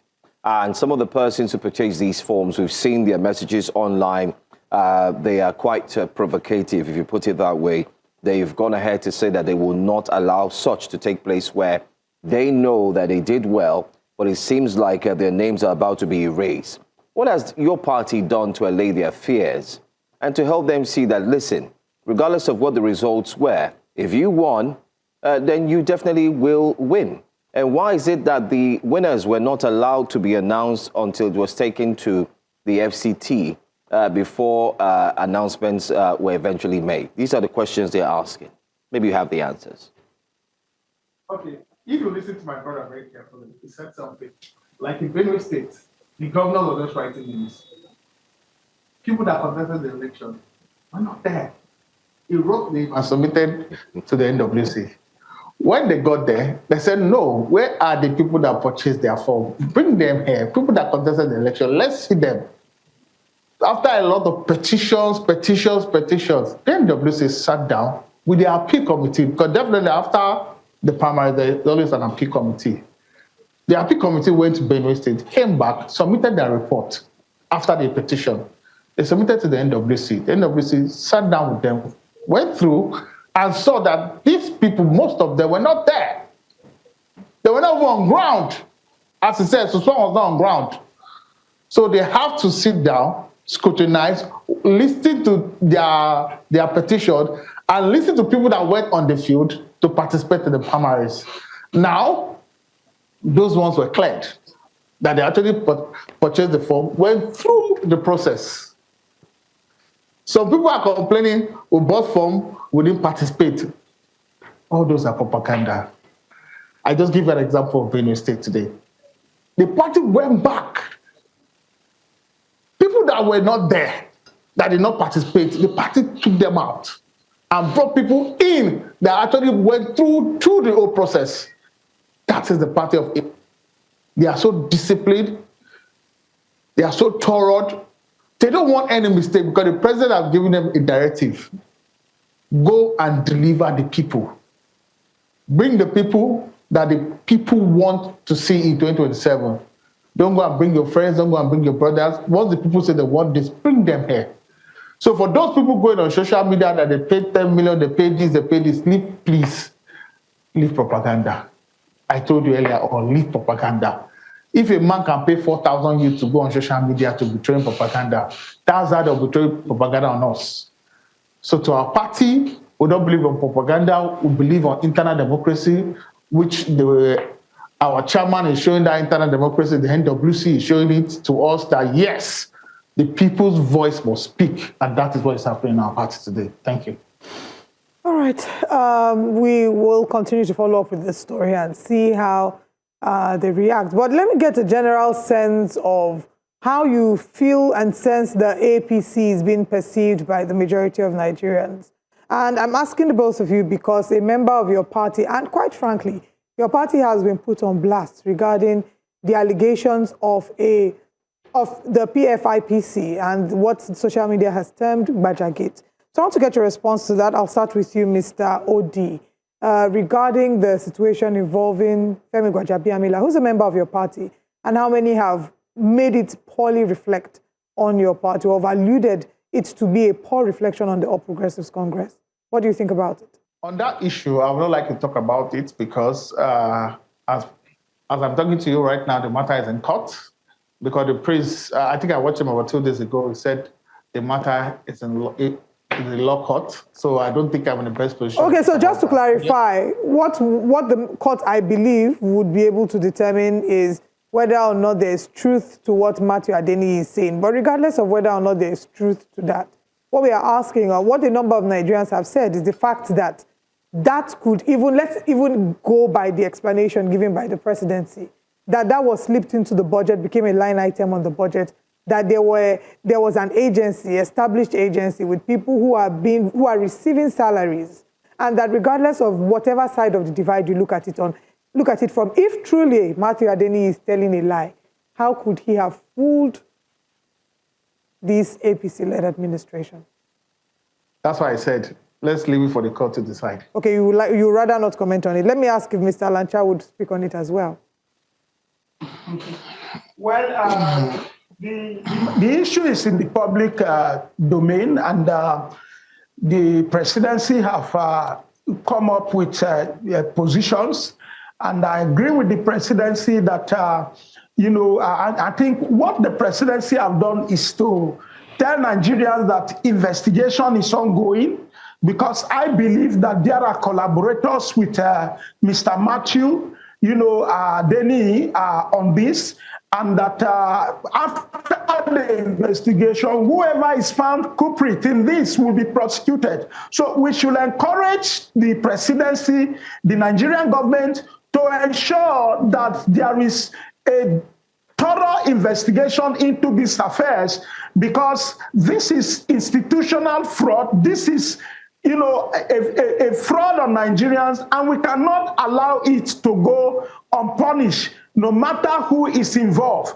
Gbajabiamila has been mentioned, and the Adeni, I understand, Prince Adeni or Matthew, on this issue. So they should investigate and come up with, because how were they able to, smuggle this thing, or paddle this thing into the budget?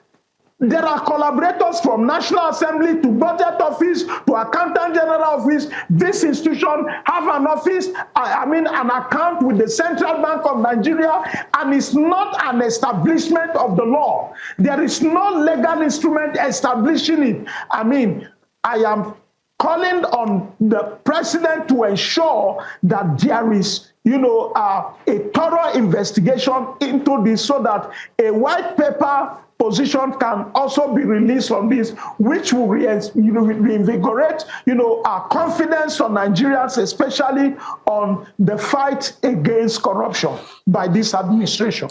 Very interesting summation there. I'm sure that that's the same position every single Nigerian has, looking for the truth at the end of the day. But I mean, back to you, Mr. Rowland, even though you said you wouldn't want to comment on that. I mean, you've positioned as an APC member who's spoken tough about the party's antecedents, especially looking at the election. As we look to wrap up, there's also the worry concerning INEC as well. I wanted to ask, are you bothered about INEC's position in terms of people not being able to get through the website to register, to get their PVCs? Friday is the deadline. And Nigerians are still arguing back and forth on how they're going about this.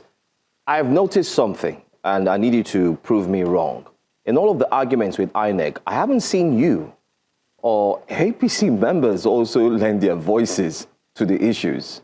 Is it planned?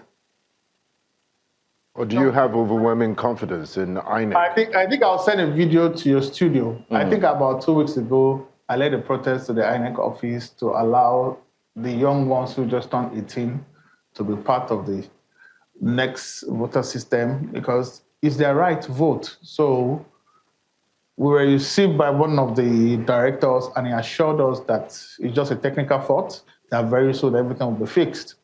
The truth about it, say there should be no fear. Sometimes you go into the banking system hall, their network are bad. It takes them 24 hours sometimes to even fix. Sometimes you go to the bank, the whole of 24 hours, they can't even receive your money. So sometimes once they talk to us, we just have to listen to them because they are all over the country. It's not like you having a branch in Abuja. Once there's no network in Abuja, you can also get a network in maybe nearby Niger State. But INEC, once there's no network here in the headquarters, there's no network anywhere in the whole of Nigeria. So the technical, whatever that is happening there, please, let's be patient with them. Between now, they assured us between now and maybe next tomorrow, it will be fixed, and we can come out. Those are members that want to register will come out and register.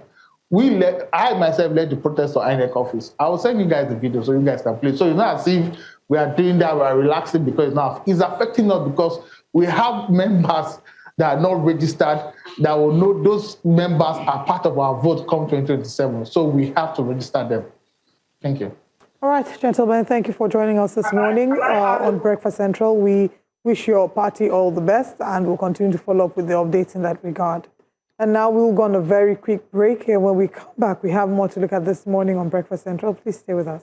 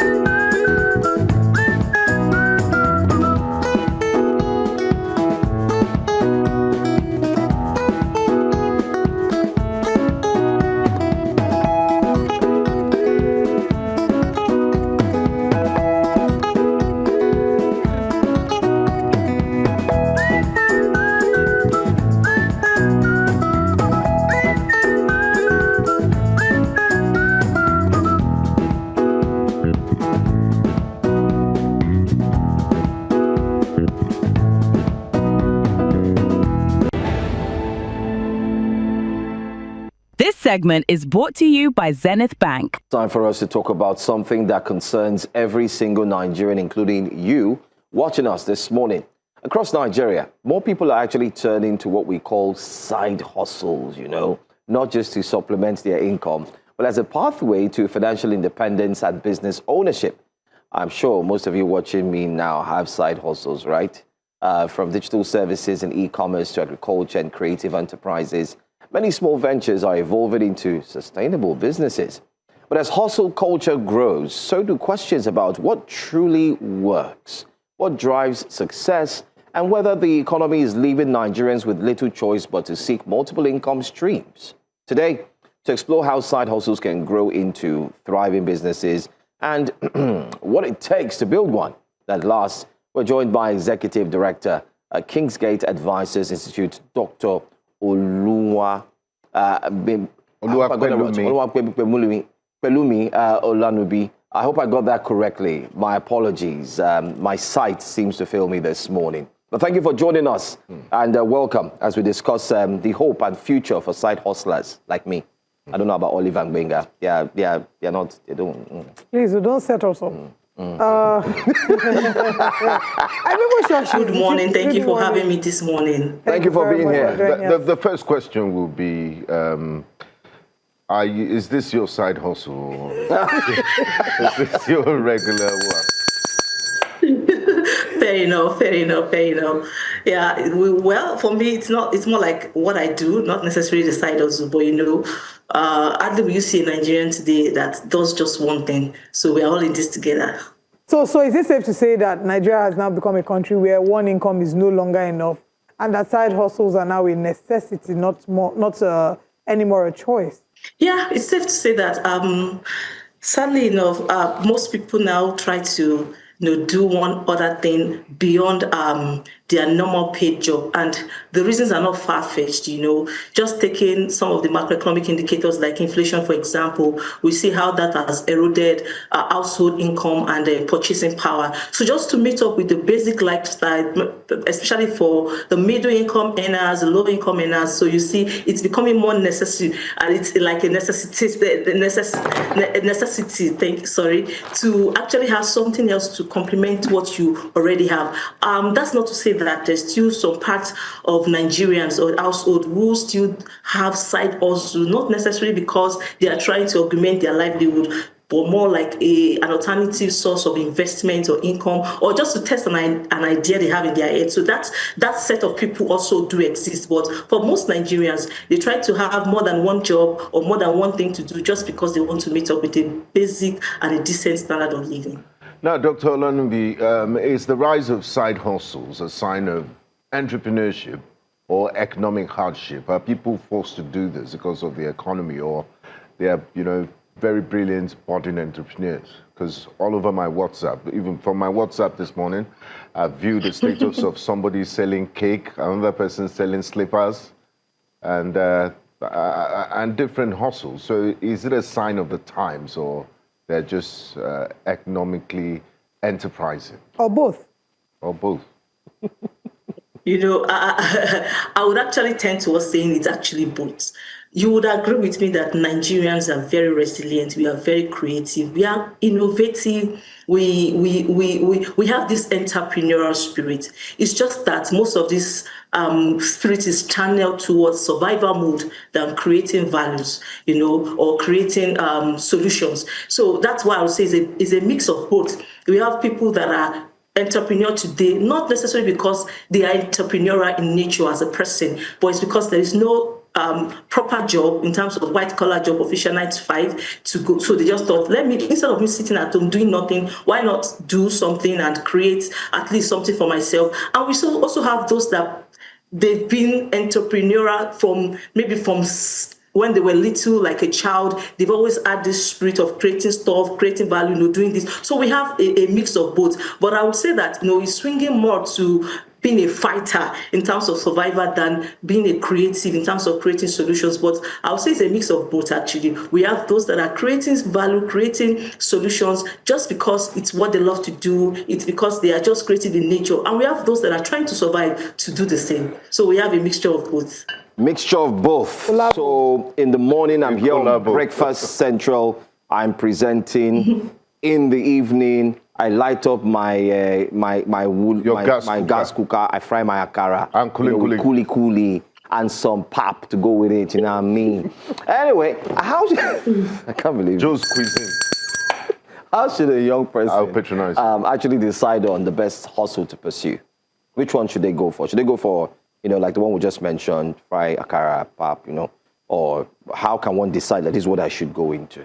You know, to answer that question, there is no one straight jacket. There's no one way to look at it. But if you look at Nigerian economy as a whole, the sectors that are fast growing are not necessarily sectors that provide the most opportunity or that provides the best opportunity in terms of opportunity for side hustles. The first thing you need to check is there a demand or a market for what I want to do? If you have an idea in your head, there's something you think you can do as a side of that will bring you some money. Is there a market for it? Is there a demand for it? That's the first thing. Then check the entry level. Is it a very manageable entry level? Is not too expensive. It's not that we have a big market shareholder. And is there opportunity for you to have your differentiated product? How do I mean? If you come into the market, is there opportunity for you to differentiate yourself from those that are already in the market, where your product is sellable, where your product is, you have your potential buyers, and not just potential buyers that are returning customers. Those are the things you need to consider before side hustle. So some mix that with passion. They just feel like, oh, once you're passionate about this, no, just go into it.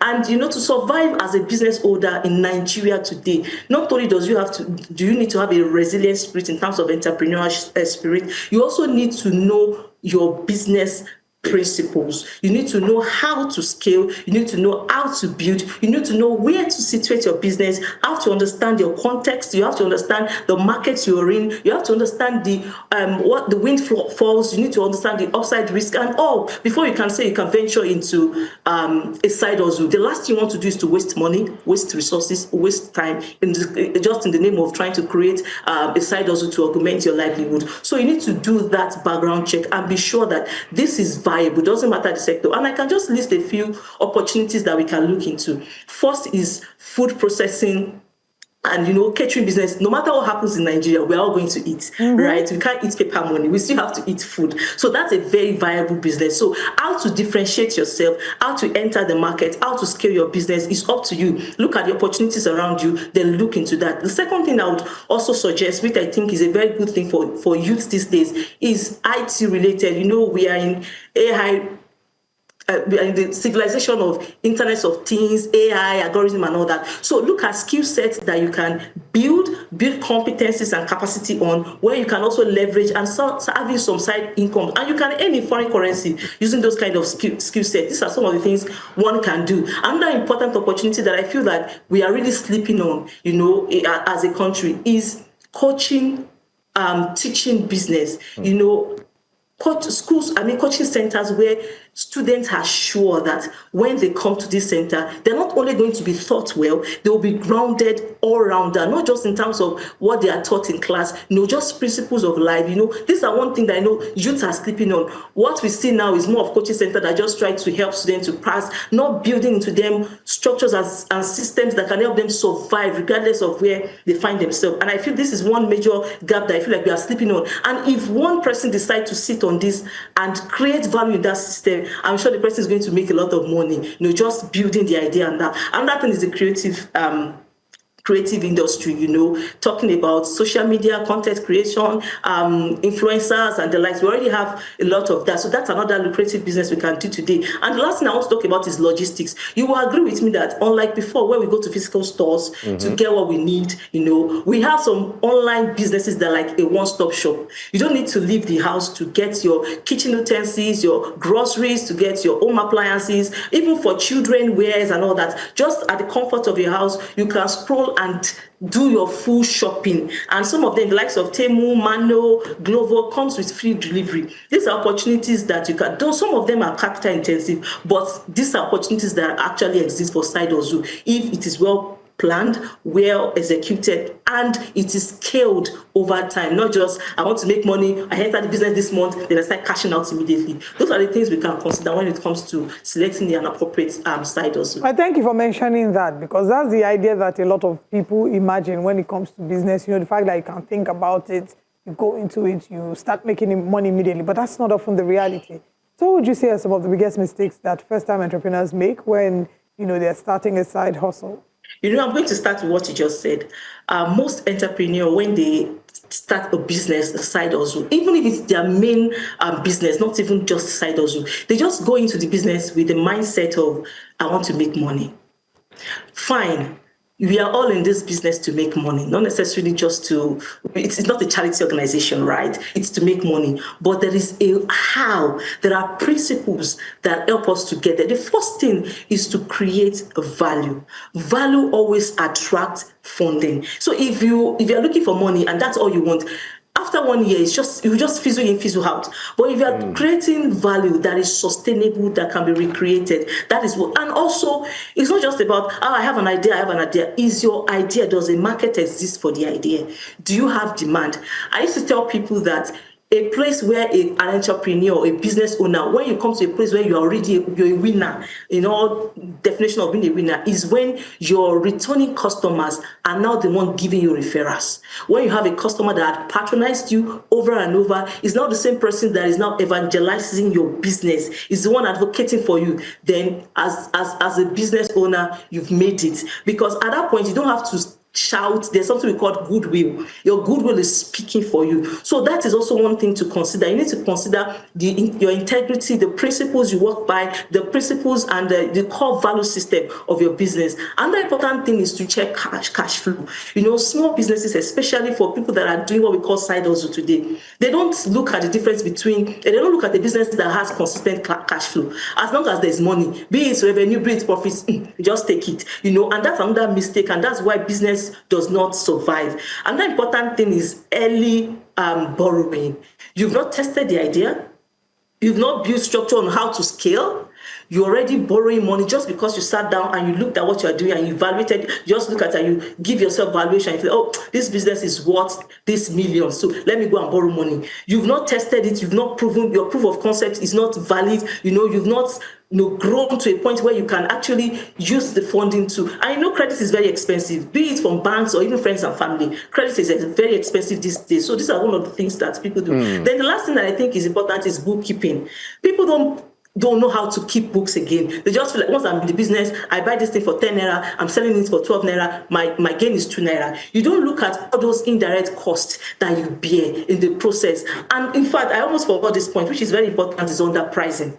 Because they are not trained, entrepreneurs or small business owner or even hustler, they don't go through the process of acquiring the skill set needed for the business. Just feel like, let me just make some money. I want to start selling shoes and bags. So let me just make some money.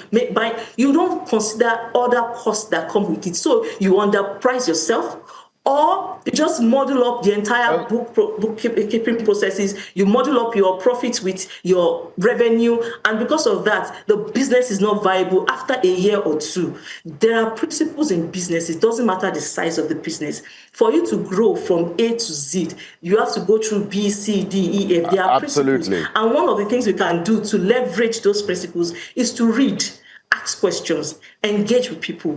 That also, receiving feedback from customers as well, will help to try beyond a year or 2 years. Absolutely. And Doctor, I think there was one point you missed out is some of these entrepreneurs, once they just start, some of the common mistakes they make is they begin to call themselves CEO, Facebook, on WhatsApp, and Facebook. What's Chief Innovative Officer? And you are selling hairs and makeup on WhatsApp status. But I have a question to ask you about. The downside of side hustles. Does it make one's main job suffer? We'll be looking at that. Those that are robbing Peter to pay Paul, those that are using company internet to be doing side hustle. We'll look at all of this and more when we return. Do stay with us. Welcome back to Breakfast Central, and we're looking at entrepreneurship and innovation, analyzing side hustles that can grow into businesses here on Breakfast Central. Before we went on that break, I wanted to ask you about the downside of side businesses and side hustles, because people, it's called side hustle for a reason. You're in a paid employment, you've signed contracts, you're employed by a boss, and then you spend time, you lie that you're going for midweek revival, you use it to go for your side hustle, and things like that. People use company internet and company time to focus on their side hustle. At what point does it become negative? And do you begin to rob Peter to pay Paul? Generally, people say that your 9 to 5 is your day job and your 5 to 9 is your personal side hustle. And 5 to 9 could be the time where you try to see what progress you've made. And I feel like, given today's kind of reality, 9 to 5 is not 9 to 5 anymore. You will agree with me that 9 to 5 is almost 5 to 5, because if you're living in Lagos, you have to wake up very early to make sure for you to resume, for 8 a.m. or 9 a.m., depending on what your call time is. You need to wake up early to avoid the traffic, or at least spend a quality amount of time, committing to work. And the same happens when you're coming back. So it eats into that. And that has to be acknowledged, that it eats into that. But I believe it's more of a personal value system of the entrepreneur. There's some work that are not high demanding. Maybe just return a chat here, which we do every day, even if it's not related to your side also. You respond to chats, but when it comes to leaving your office to physically meet a client, or trying to use your, like you said, office internet to download heavy office printer, probably video, or whatever it is that you need. Yes. So that's when you're bridging it. When it comes to an individual and what your value system are. But you remember that for you to create value in a sustainable manner, integrity is a baseline. It's very baseline. And I don't want to be the one that would spell doom, or just to be, but what goes around comes around, right? Even if it's a side hustle, at some point you might get one or two people to manage the business for you. Give to Caesar what belongs whatever to you don't Caesar. want do you understand? Whatever you don't want others to do to you, try not to do it to others. So you might just eventually play into your own net and, start shooting yourself in the legs in that sense. So just be sure that by all moral standard, what you're doing, there's integrity. But to say that 9 to 9 or 5 to 5, you won't answer customers' inquiry here and there. That's really, really be unfair, because when do you get to talk to your customer midnight? So that happens. But where I feel the line needs to be drawn is when you lie to your boss, saying you're going on, probably going for lunch, but you're going there to have business meeting with clients. That's where you need to really clearly define the line and be sure that you're not robbing Peter, for Paul. So I think that's basically it. Very well, sir. And on top of that, God will judge them. Let me ask. Okay. So should people actually, those who are going for side hustles, I think the question anyone wants to know now is, they will be saying, yes, this woman is talking very well, she's articulate, but madam, can you point us towards the side hustle that pays between 1 to 2 years or 3 years? Forget this talk. Which one should we venture into? Also, is there room for passion anymore? Yeah. And how much do you really need to start this side hustle? I think that's the biggest question everyone is asking. Shawarma business. Exactly. Is it suya? Should I start selling hair? Should I go into makeup products? Or should I go on TikTok and do TikTok live? How do they do it? Yeah, with Pella and the others. That's a very viable source of income. So which one? Content creation is not easy. So to answer that question, first off, I would say there is no too much amounts to start with. Neither is there any too small amounts to start with when you have a business. That's one. And I'm going to go further into that in a minute. Secondly, I want to say that passion is very important, but passion does not pay the bills. If you're in a business because you want to make money, passion will not pay the bills, except you want to be, except it's a philanthropy organization, or you just want to, you want to be Santa Claus in that case. So passion is good, but it doesn't pay the bills. And the third thing I want to mention is that there are opportunities flying around. It's just for us to harness, or first, let me use the word, see the opportunity, harness the opportunity, and maximize or expand on the opportunity. So going by the question, it doesn't matter what kind of idea you have or what kind of business passion you have, you need to convert it to something that will bring money. But the thing is, don't think of money immediately. Maybe, to take, for instance, let me use, in fact, this is a very beautiful idea that I want to even share. The coaching, because it's something I've been thinking about, or a lesson business. We all saw the JAMB result when it came out. And we all know what the cutoff is. I don't even want to go into that. That's a discussion from that day. So it shows that there is something happening between the classroom and the examination hall. Probably is the quality of input in terms of teaching or quality of teachers. There is a gap. There is clearly a gap that the normal schooling, going to school and writing all these exams, there is a gap. So we need coaching centers, tutorial centers, tutors that will come in to fill in the gap. And I need to just say this now as like a disclaimer. I'm not talking about coaching center that sells WAEC results. That's not what I'm talking about. I'm talking about coaching centers that want to actually train and impart knowledge. So imagine someone, probably a copper, who is earning 70,000, which is barely enough to even cover your transport and feeding allowance, even for you as a copper, you know. So thinking of something, instead of you sitting down, you're just going for your PPA and all that, you can think of a solution of creating a tutorial center. Talk to your fellow coppers. Oh, I have a science background. I can take mathematics or further math. I can take physics. You come and take them accounting. You take them government. All those major courses that they take today. Let's do it this way. And you have to read your environment. Read the environment you are in. If it's an environment where you know that if you charge them 50,000 per head, nobody will pay. Start with maybe 15,000. If that is what they can afford, it doesn't matter. Start with 15,000, start with 10,000, and tell your friends that I'm going to pay you per head. Assume you have 10 students in your class, you're taking maybe 10% or 15%. So even your friend will want to advocate for people to come to this. So he's already your staff and he's already your sales manager. You see him telling people, come, because he knows that the more students he has, the more profit he's going to take as a tutor. So just start. For that, you don't need too much. If you're a copper and staying with Copper's Lodge, you have to just look for somewhere where you meet with the children. Start there. Start creating. Just make sure that you're not wasting time. You are teaching and you're indeed impacting knowledge. Then let the knowledge and let the value speak for itself. By the time you start charging 150,000, the students that had gone through your school, they are the ones that will be telling their colleagues that no, let pay that money. You are not wasting money. You are paying for value. Then you can think of renting a hall. You can think of getting more teachers. But the fact that you just decide that you want to start a tutor and a tutorial center, you want to be a tutor, and you're thinking you're cashing out after 3 months, I would have thought this. No. It doesn't work that way. So it has to be a pipeline of idea that is scalable, that value. In economics, I'm an economist by training. In economics, we say, there's a law we call Say's law. It says supply creates its demand.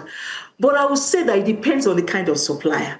It has to be a supplier that listens to customers for feedback, a supplier that reads its environment. It has to be a supplier that understands bookkeeping. It's not just a supplier that is random and is sort of selfish. That is when it can actually create its own demand. And at that point, it's not just about putting it on social media that we have a tutorial center. It's the people coming out of the tutorial center that are come out and they are coming out in flying colors, having gone through the training and all that. They'll be the one advocating and saying, no, I completely agree with you that tutorial centers. When there's results, that's the fastest way to do any advert. I think my final question to you would be, at what point should a person move from it being a side hustle to making it a full-time business? Because we see that oftentimes there are people who quit prematurely. When do you know it's the right time to move from it being a side hustle to being a full-time business? Thank you for that question. And this has nothing to do with time. You can move from side of hustle to a full-time business in less than a year.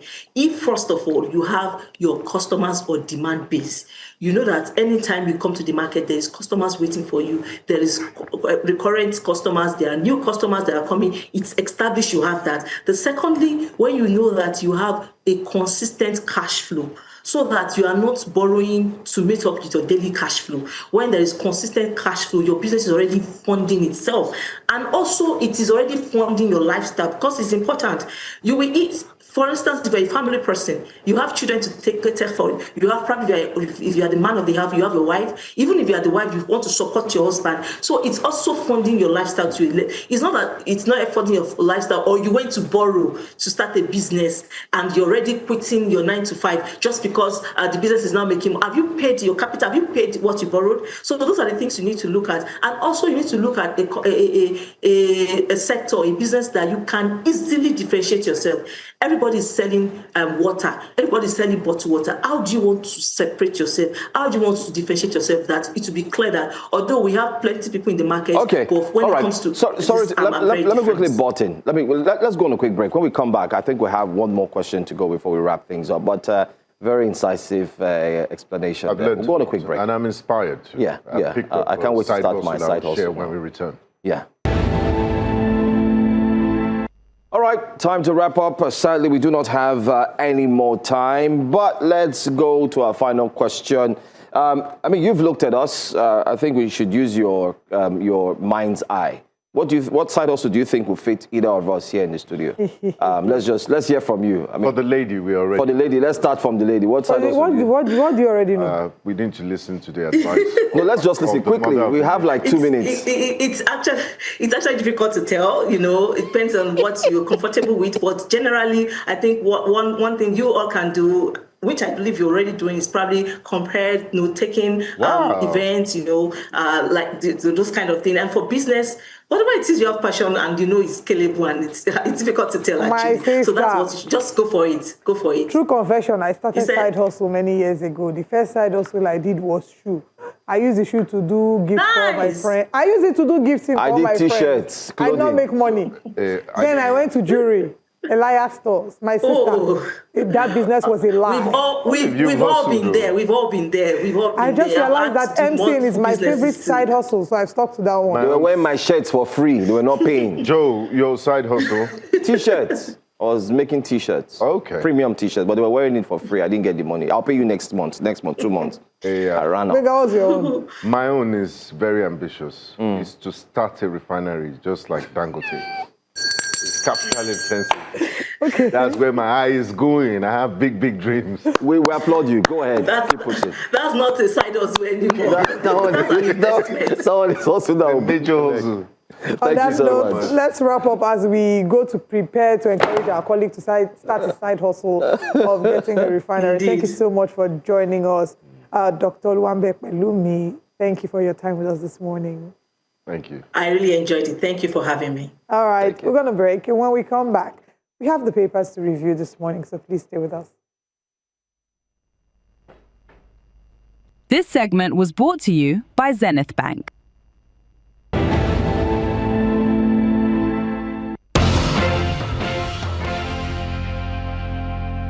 Thanks for staying with us here on Breakfast Central. Let's go straight to the front pages of the newspapers. Let's move on with the very first one. Let's look at The Guardian. It's loaded. It's really loaded.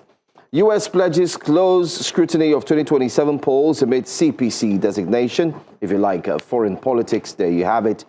8.8 trillion naira of budget. Atiku Huriwa seek probe as Obi demands Tinubu's resignation for the second time. Report alleging 500 billion naira offer to split South votes false and baseless. So says former President Goodluck Ebele Azikiwe Jonathan. US IPO drive test Nigerian fintech's governance compliance strength. There's a breakdown. I always love The Guardian when they give you their infography. They break every single thing down. But let fuel prices reflect present market realities. Editorial page 16. I think we should dwell on that story in a bit. We're going to dwell on that, but let me rush through the others. COAS assures ongoing operation to rescue Oyo abductees. Lawmaker calls for calm and fresh Taraba attacks, claims 3 persons. There was an attack. 3 persons were dead in Taraba State. Oil major spill 125,000 barrels pollute Niger Delta. Still an ongoing conversation. Federal government condemns killing of 2 Nigerians in South Africa, 1 in Cote d'Ivoire. You missed out on PFIPC. I've taken all. I said PFIPC. No, you missed out on Reps urges suspension of NYSC reforms for wider consultations. I'm coming to that. Pressure mounts for independent probe answers. And then the big one, like Benga has said, right there, Reps urges suspension of NYSC reforms for wider consultations. Let's take the 2, Benga. I don't know what your thoughts are. The phone lines are open. Feel free to call us. It's Monday. We are our own analysts after we've looked into having a side hustle. Let fuel prices reflect present market realities, Benga. Yes. How much are you currently buying I got this money for 1,115. Okay. It's dropped a bit. Yeah. It's dropping, but it's at snail's pace. It's not dropping at that rate when it's the opposite. When there's an increment, it's immediate, but now it's dropping out. It's taking its very sweet time to drop, and I'm waiting for it to drop below the 1,000 mark to where it used to be pre-war levels. And also the story on reps, I don't know if they're going to, if the executive is going to listen to them, because the Minister of Youth is very excited about this. He said Mr. President is the reformer-in-chief and they are happy with the direction the NYC is taking. But I agree with the House of Reps saying that they should suspend these reforms and really do consult widely. When you said you want the price to go below, do you know what I remembered? Lagbaja. Great minds. Oh, yes. My goodness. I really... And Chief of Army Staff, I believe this is reassuring news, but I hope they act on it. It's one thing to give assurance and hope. It's another thing to act on it. The Chief of Army Staff assures ongoing operation to rescue your abductees. New Central CEO yesterday did reiterate this, that they've been in the kidnappers' den for over 50 days. It's one day too long. I can imagine the despair the families and loved ones of this kidnapped victims are going through. And also the children themselves. So it's one thing to issue statements of assurance. It's another thing to act and do something decisive about rescuing these abductees. Right. I want to maybe to touch on the fuel prices. The global price has crashed, whether we like it or not, but the marketers have told the federal government that should they engage in any price control, that they will shut down the fuel stations. It takes me back to what happened during Abacha's time, the late General Sani Abacha, Nigeria's former president. Remember when, was it Nupengo who, one of the bodies concerning Nigeria's oil and gas sector, I think the upstream and the downstream sector particularly, said they were going to go on strike, they were not going to work. The president came on national TV, suspended every single person who was in charge of the body. And then we did see soldiers driving the tankers to ensure that they would deliver. I recall that time, it was also mentioned that if, like they said, woe betide you if you had a filling station or a fuel station and you did not open or sell. But many people would go back and say, oh, that was a military regime. Yeah, you can't do that now. We're not in a civilian administration. And then the deregulation of the sector. And then there's deregulation of the sector. But in spite, I like that word, in the middle of that deregulation of the sector, why is it that the global oil prices have crashed, but in Nigeria, they've refused to crash the price? Why? The marketer said they need to sell old stock. Old stock, but when the prices go up, what happens? Again, I mean, but there is an argument to that, right? There's an argument to that as business people, and we've spoken to business persons who will say that they already stocked up their stores or their depot with what was the prevailing price. If they sell with the new price, there will be a loss on their part. So let's give a short window, maybe like a week. But I don't know. Anyway, let's take a call. You are rich. Call coming from Port Harcourt. That's why you can afford. I don't know. Me, I don't even want to fuel in my car. We have a call from Port Harcourt. Go electric. Good morning. Everest, are you still with us? Unfortunately, we cannot seem to hear Everest. It's in Mount Everest. Yes, it's dodgy because it's far away, Mount Everest. I know. Great mind. See what you're doing there. All right, are we done with the Guardian so I can move to the Nation? Go ahead. All right, on the front page of the Nation newspaper, the big story on the front page says, Xenophobia, Nigeria takes hard stance against South Africa. Federal government issues warning over killings, African trade chief, continent integration at risk. Nigeria and South Africa... Is that a hard stand, issuing a warning? They say that they are inching closer to a diplomatic showdown over the killing of Nigerians in South Africa. That Abuja has warned Pretoria that it may take further action if the recurring xenophobic attacks continue. And this warning has come as Nigeria wrongly condemned last week's murder of 2 citizens in South Africa. They need to take a stronger stance, really. OAGF disapproves fake agencies' CBN account. State Chairman Kalu Udom, others rally support for Tinubu. Tinubu's door-to-door movement begins nationwide mobilization. Have they come to your door yet? Door-to-door. They've not come to your door. Benga, have they come to your door yet? What are they coming with? I'm hardly at home because I'm doing my work as a journalist. And then you're doing your side hustle. After I'm done with Breakfast Central, I put on my investigative hat and conduct investigative research from morning to night. My issue with door-to-door movement is okay. Let me read about it. He said, President. Are they? I want to ask a question. Sorry, I want to ask a question. Are they preaching? Jehovah's Witness. Let's take a call from Dixon first, then I'll come back to take that. It would be nice to engage them. Yes. Good morning, Dixon. Thanks for calling from Lagos. Please go ahead with your comment. Yeah, thank you so much. My other brother was trying to say something, but the lady there cut him off. He said, when the prices crash it, they will not crash the prices of fuel in Nigeria. And that has just been the routine of our business men and women here. When it goes up, there will be no delay of going up with the foreign price. They will just jack up the price, begin to make gain. But when it comes to the price of this thing was 100 naira, it's now 60 naira, then you have those stuff you want to sell. Why should things go that way? Is it how it's going on in other countries? Is it how it's done? Can't we just consider the poor market? Yes, some of us, some people, some of them can afford to buy fuel for 1,300. What about other people that cannot? So they should be considerate. At least they have so much. They have so much money. They've made so much gain. So they should be considerate. That's my contribution, man. Thank you very much, Dixon. And I do agree with him. I'm only just explaining from the perspective of where these entrepreneurs or business persons say, because I remember taking this fight to social media one time and saying that it was very unfair that business people were very quick to jack up the prices but take their time to reduce prices. And part of the explanation I got from a lot of business persons was that a number of the time, if they don't jack up the prices and they need to restock, they will still buy it on this new rate. So either way, they're making a loss. So they're trying to hedge against the loss. I'm not holding brief for them because the truth is, I'm among the people that suffer the effect of them refusing to reduce the price or them jacking up the price prematurely. But let's take some stories still on the front page. Federal government's no 8 trillion naira extra budgetary spending. This is regarding the statement by the IMF regarding 2% of the GDP not accounted for in the budget.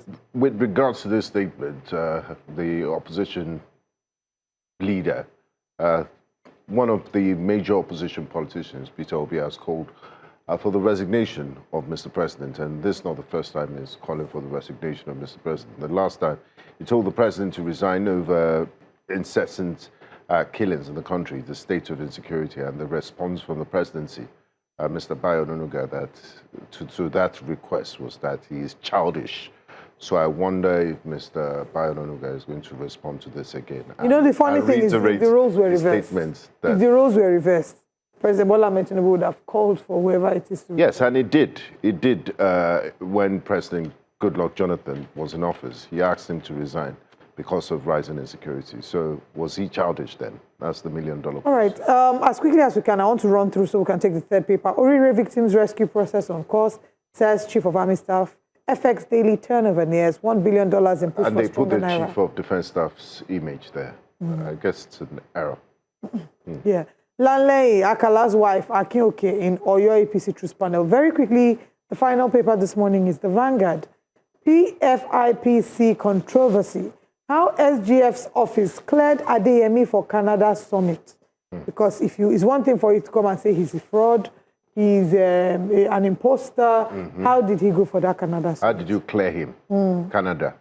Let me even shock you.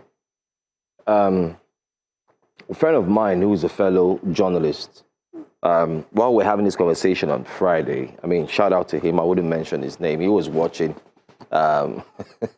consistently, and he said, Joe, I am shocked. He's equally shocked. And he said, why? He said he doesn't understand how all of a sudden the tides have turned. And this person is all of a sudden an imposter. And guess what he did? Someone that was shaking hands with the higher Guess what? society. He sent me a picture of him and said Prince Michael, what was his last name? Adeyemi. He said, look we're together in South Africa. In South Africa, what we're just talking about is just Canada. He has been representing Nigeria in different countries. I said, look at him. He came on the edges of this office, which of course is an offshoot of the federal government, which represents, of course, if you say federal government, you go like the presidency and so on, that he was there. Look, we shook hands and we even discussed. So, and I'm sure he didn't travel out of pocket. No. There must have been. So where the largesse, yes, the funding, the ESTA codes, where did it come from? So there's a lot. And I think if really the presidency, another thing I thought about, guys, was, as journalists, if you had to write this story now, I mean, I've been seeing fellow journalists write. Some have been on the side of the government, clearly. You know, there are articles that have stated clearly this is it. Others have been in a... Or some use parentheses, inverted commas. You know, some have been neither here nor there, while others have just been clearly investigative, asking questions like we have been doing that needs answers. I don't know if we have a call. We have one final call. Okay. Chudi, thanks for calling. Good morning. Yeah, thank you. Good morning for having me. Yeah, I just want to say that Nigeria has gotten it wrong. I will talk about two things. One, about the fuel reduction. The filling stations had refused to revert or to reduce their prices. When this increase was announced, they effected it immediately. Now that they have asked them to reduce it, some people are saying, wait, let us finish what we have before we revert. This is a country where we have, where everything goes. Secondly, on Adeyemi's issue, this goes to show us that Nigeria does not have a government. Honestly, let me be frank with you, we don't have a government. Just look at the things flying all over. Pictures of events that this man carried out in a government, at the seat of power. And people are coming out to tell Nigerians that we don't know about that agency. Who registered the agency? Who approved it? We have seen Adeyemi meeting personalities within and outside Nigeria. Prominent people have been interacting with him. And they are telling us they don't know about Adeyemi. Let me ask you, who is fooling who? Nigerians are not kids. We are not fools to know that insiders in Aso Rock has hand in what happened. Don't just sweep it under the carpet. The presidency should be held responsible. The president is not far away from what is happening.